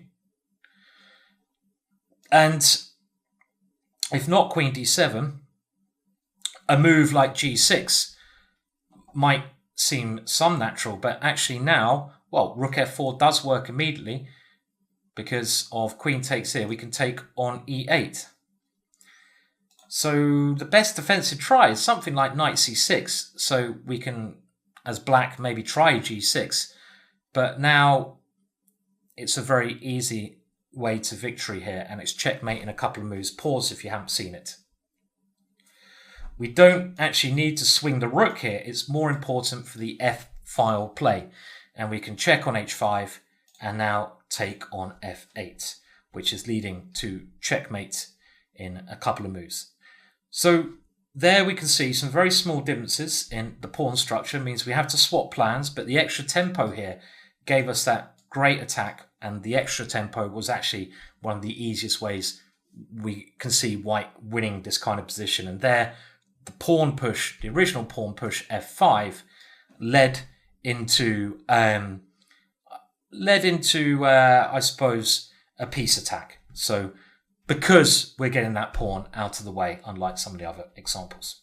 Let's have a look at a couple more positions where, again, we change things slightly and see how that affects our plans, because this is like really what we're going to get in real games. Not always going to be the same, but you should be able to adapt when things adapt in your own situations. So again, the situation has changed. In this position, the white pawn is now on h4. So how do you think this will change the way we look at this position and aim to proceed? So I recommend, again, now that you've seen the other examples of attacking when the pawn has been on h3, on an h2, what about it being on h4? First of all, is this a good thing, a bad thing? And how to evaluate it? How should you continue as white here? And what should be your main plan in this position, which is always going to be okay? We have the draw, and black is very passive, but you've got to think of the best thing to do. So have a little pause now to work that out. Well, hopefully the way you were thinking is along the same lines as Vladimir, and this is still quite a promising position. White still has a potential f-file to attack along, as long as we don't push our f-pawn. That doesn't really make much sense now, as we've seen. The only reason to use that f-pawn in the last case was to swing the rook, or if we're lucky enough to play f5, but after queen d7, we can't get this extra move in, so f4 does not work. So, apart from that though, this bishop still has potential to come in to the game, but the way we're going to really try to win this is by using the h-pawn, as we've seen in quite a lot of examples, as a little jabber. We want to use that h-pawn to open up the h-file. Now there's two ways of doing that. Either try to get it to h6, or the best way of doing it, we've seen in a number of these lines, black has had to play g6 with the pawn to try and defend by bringing some pieces over on the 7th rank. And what we should have been thinking about doing here is to try and induce the g6 move, because then our just one tempo away, h5, from completely opening up the black king position. We get rid of the last bodyguard, and if we can combine that with a rook coming even down the g file, our attack should be extremely strong. So for that reason, rook e1 is the way to continue. And now let's go for queen to d7. In actual fact, in this case, rook to e7 is a more stubborn defense, and that's for the reason that white doesn't have rook h3 mate coming up. In the last case, this didn't work, the first example, because we could go rook e3 and the pawn was on h2. But here, after rook e3, black is not forced to take the queen. Black can try, first of all, something like knight d7 or knight to c6. But again, the white rook will join in the attack, and we can take our time a little bit to push this position forwards. But let's stick with queen d7. We want to see the differences in the main lines, really. And now white should go queen h5 check, king g8, and here rook to e3. The first threat is to come into f7, and also, as we've seen, maybe get rid of that main defender, sacrifice the rook on f8. So how can black defend against this? Well, g6 does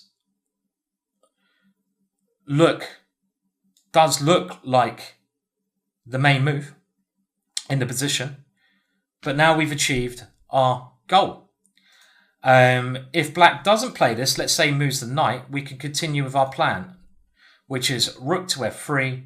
If our rook gets in there, it's going to be crushing, and if black tries to defend that, the other option is rook takes f8, eliminating the last defender here, and this is going to lead to a winning position with our checks and taken on g7 coming. And in this case, actually, it's very useful not to have a pawn on f4, because one variation where black has to try king takes, black's only move, knight to f7, and now, again, like many times, we don't always play the most forcing move, because in a lot of cases, the most forcing moves allows our opponent to go where he wants to go. Let's take that escape square away, and by playing knight takes f7, bishop g5 is now absolutely crushing. And again, our pawns should not get in the way of the pieces. So going back to rook e3, g6, after simply queen g4, let's say knight to h7, what should you now do? So have a think about this position. As long as you find the next move, you're promised a very strong attack here. So have a think about this one.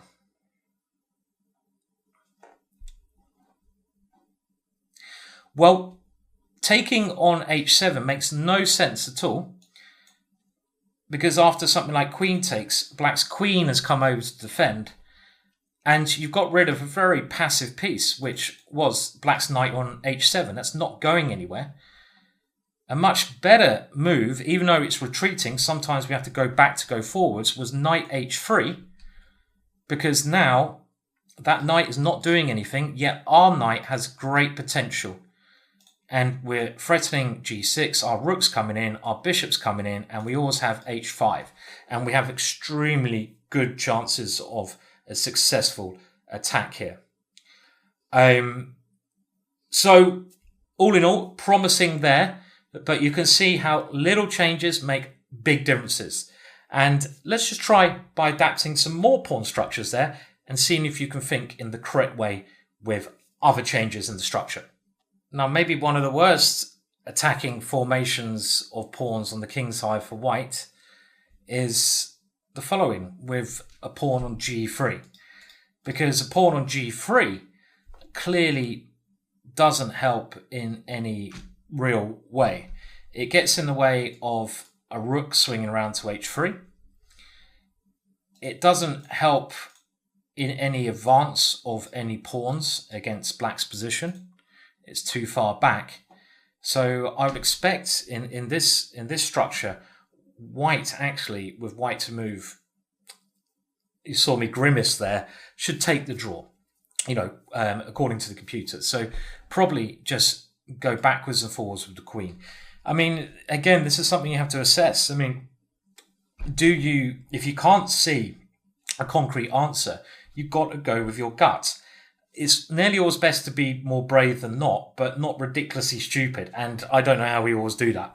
Yeah. So you've got to evaluate some lines. And if it's not looking crystal clear, then, it's maybe not going to work. I mean, what do we do here? I mean, I'm not sure, because black has a couple of defensive ideas. If we go rook e1 with our standard idea of coming to f3 or getting the g pawn out the way, a new defensive move found by the Chessable team, 2020, an improvement on the original book, The Art of Attack, is rook to e7. And, must also thank throughout this course the contribution by individuals, and Kamil Plichta, hopefully I said that right, who's got some other excellent courses, came up with this with Stockfish and Layla. And also Tobias Kabos has also done a lot of work on this. Just some names I want to throw in who've helped me with the work on this extremely bloody big course. It's been a pleasure, and by the way, I've still got a load to do, and I'm learning loads. I am learning loads, hence why it's a great project, and I hope you are. But it's challenging for a presenter. Let's put it that way. Pleasantly challenging, I should say. But yeah, after rook e7 in this position, with queen e8 coming, and now black has time to play this queen e8, I think white is struggling. The other issue is, okay, you can check here. Because we don't have any pawns coming up the board, black now has an even better defensive position with g6 ideas, and maybe even the rook can come over. So this whole plan kind of falls apart with the pawn on g3, and white should take the draw. I mean, if another defensive move like knight c6 from the original book, then again, black's defensive chances are still okay. I mean, I would say now the best move is g4, at least creating this idea. And after queen d7, we go for a similar kind of thing.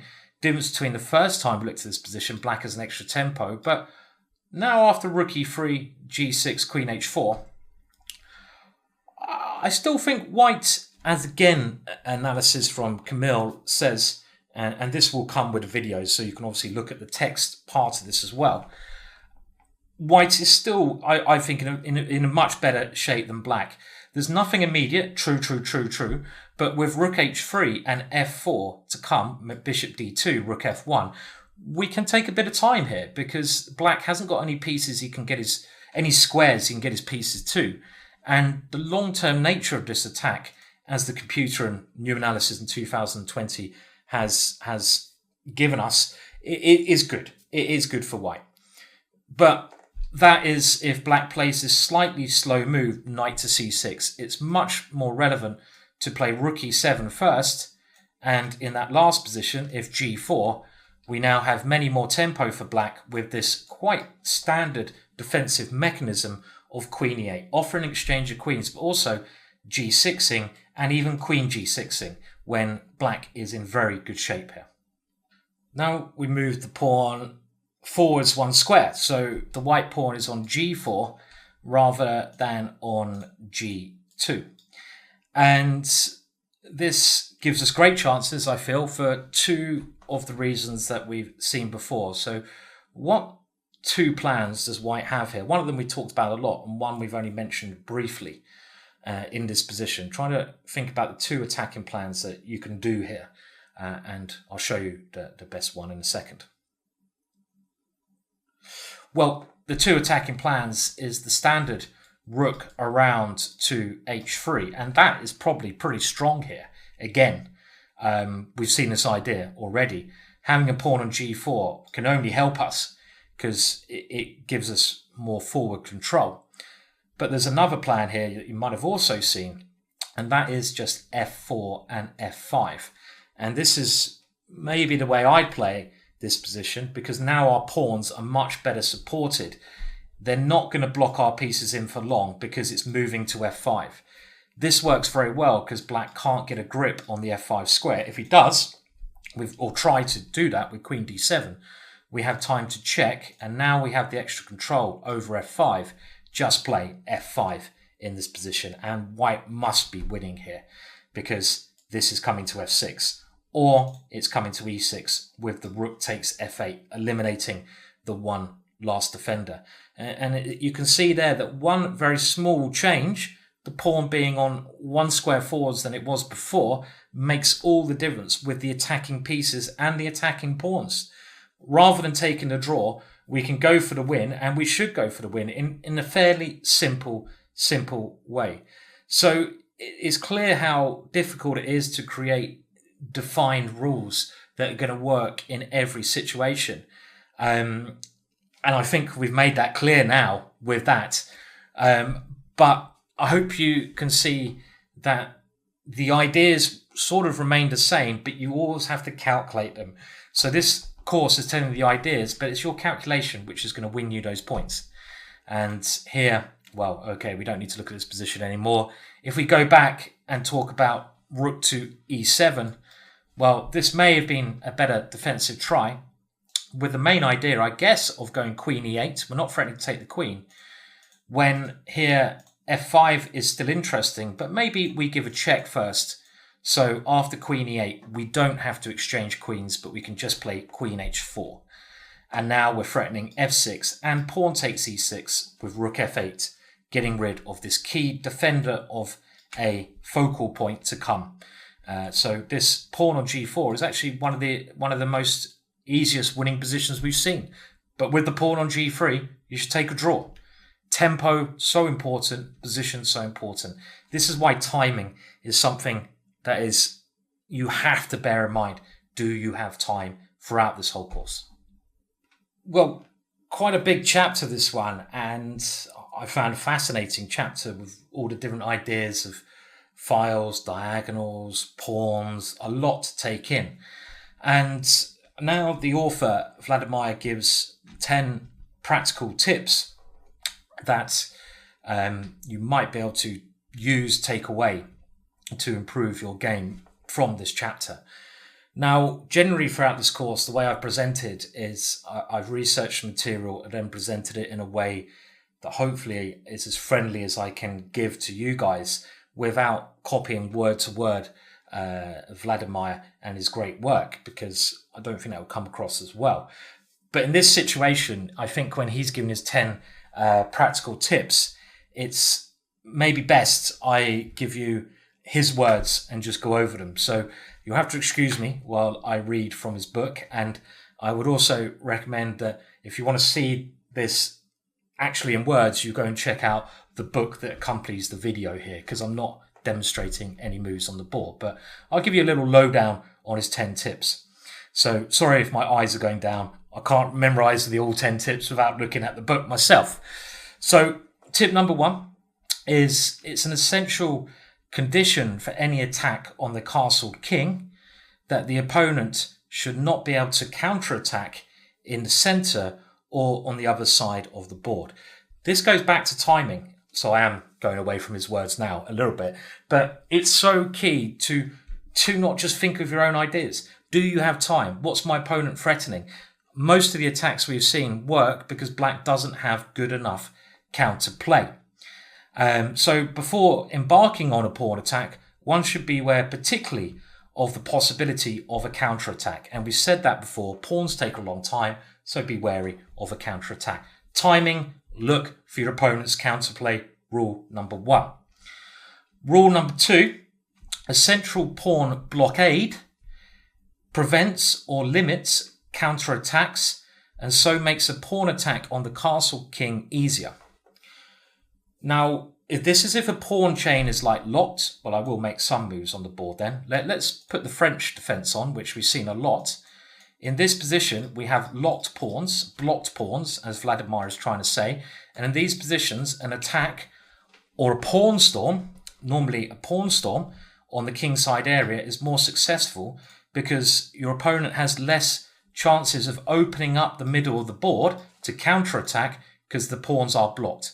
So that is true. With a more blocked nature, a more closed nature, you also, again, it comes back to time, you have more time. Number 3, one should always examine whether a promising attack can be made by the pieces alone. And if it can, the pawn should be left at home. And I think this is a very important note. And this goes back to another rule I personally make, so I am actually bringing in my own stuff, but hopefully you'll see why. When you're attacking with normally it'll be the pieces that will have to do some part in it. And often when you're doing an attack, the pieces will be on the front line.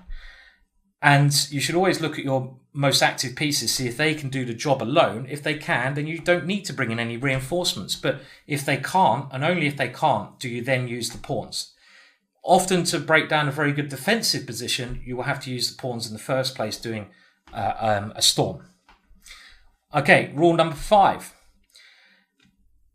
As a rule, okay, thanks for that, Vladimir, it is difficult for pawn assaults to succeed against unweakened castle positions, since the possibility of a blockade are very great. So it's nice that he warns us this now. A preliminary action by the pieces is necessary to produce a weakening of our opponent's castle position or to remove the possibility of a later blockade when the pawns advance. And we have talked about this. So, as I mentioned before, the famous case where Bobby Fischer once castled and then played h6, the pawn on h6 seemed to be the focal point. So if we can induce a focal point, a weakening of our opponent's pawns, it can give us a target to attack with our own pawns. Now, we have seen some cases where we can get through these 3 pawns. So I think Vladimir forgets these ones, well, he doesn't forget, but he didn't properly mention the ones where we had the pawns all the way on the 6th rank, or on the 6th rank, 5th rank, but about to go to the 6th rank. You remember those examples? When they can break it open. But actually, even there, we had to do a piece sacrifice.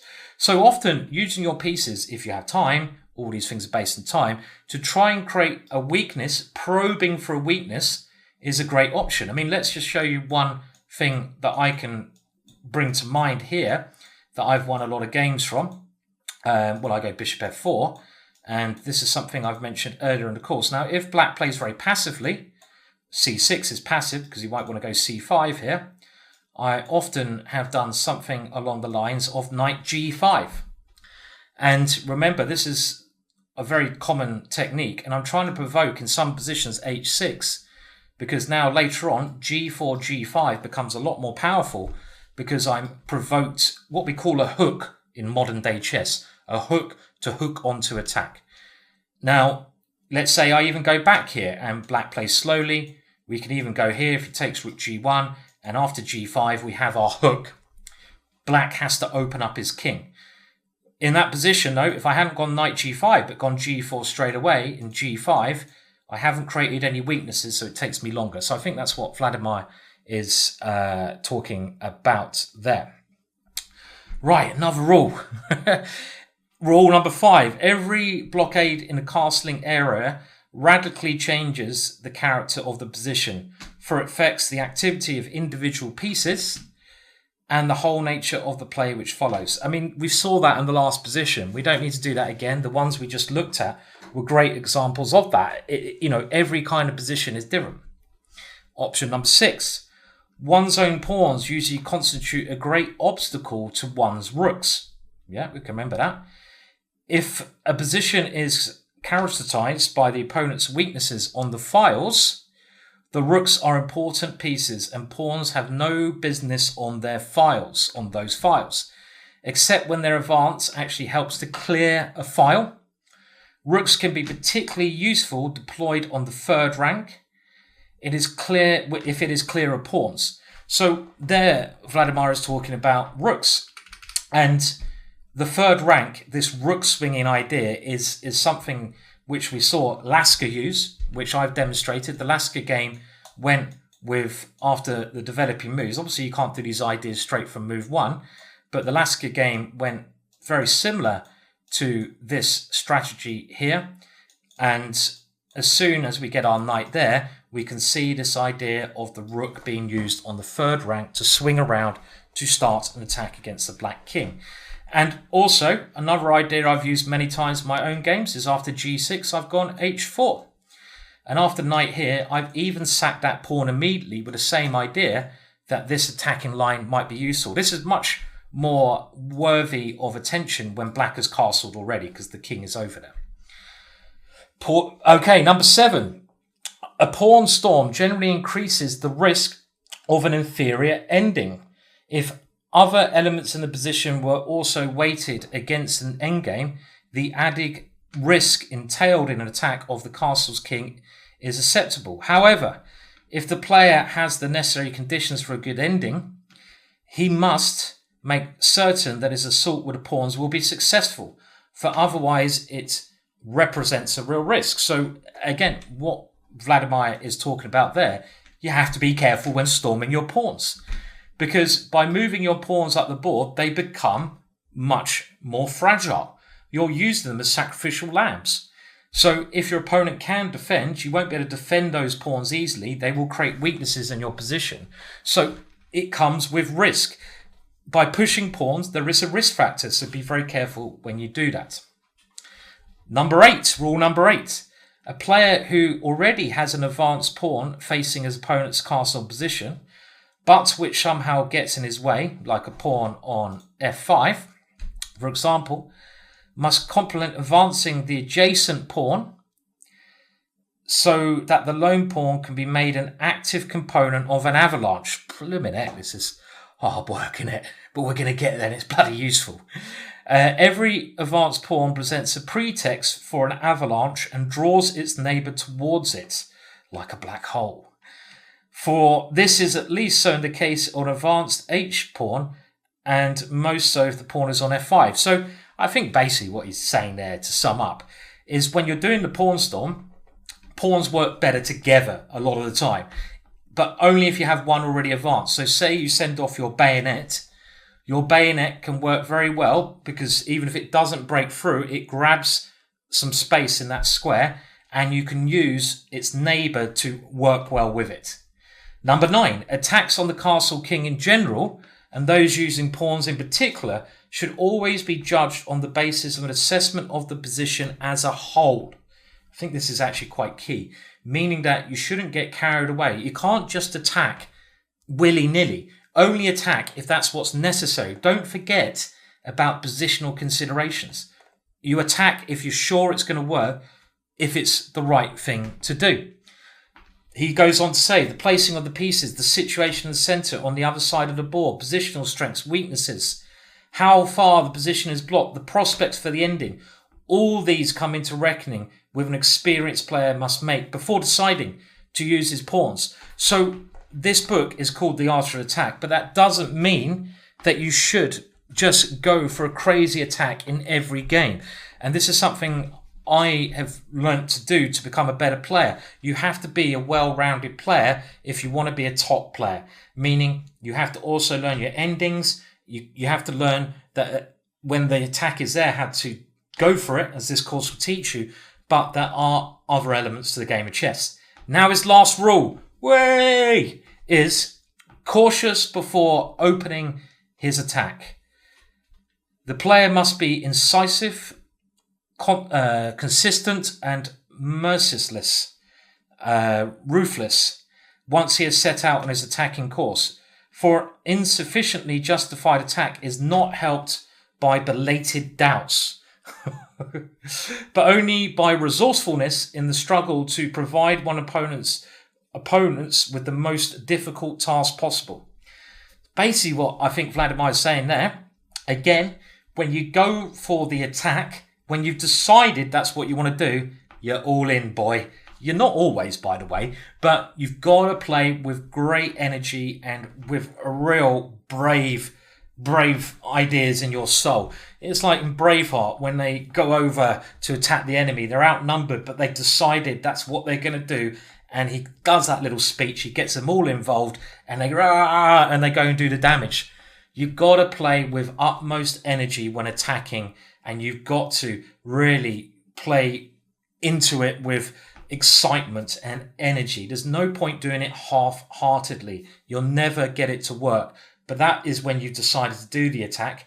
You've got to base that on the foundations. Attack is not going to work if you don't have the foundations there. But when they are there and you've gone for it, put your whole heart into it. Okay, well, a very nice chapter there, and a very big chapter. But I learned a lot there as a Grandmaster, and I'm sure you did. Let's move on to his next chapter now in the book, and another one where we're going to pick up some brilliant tips.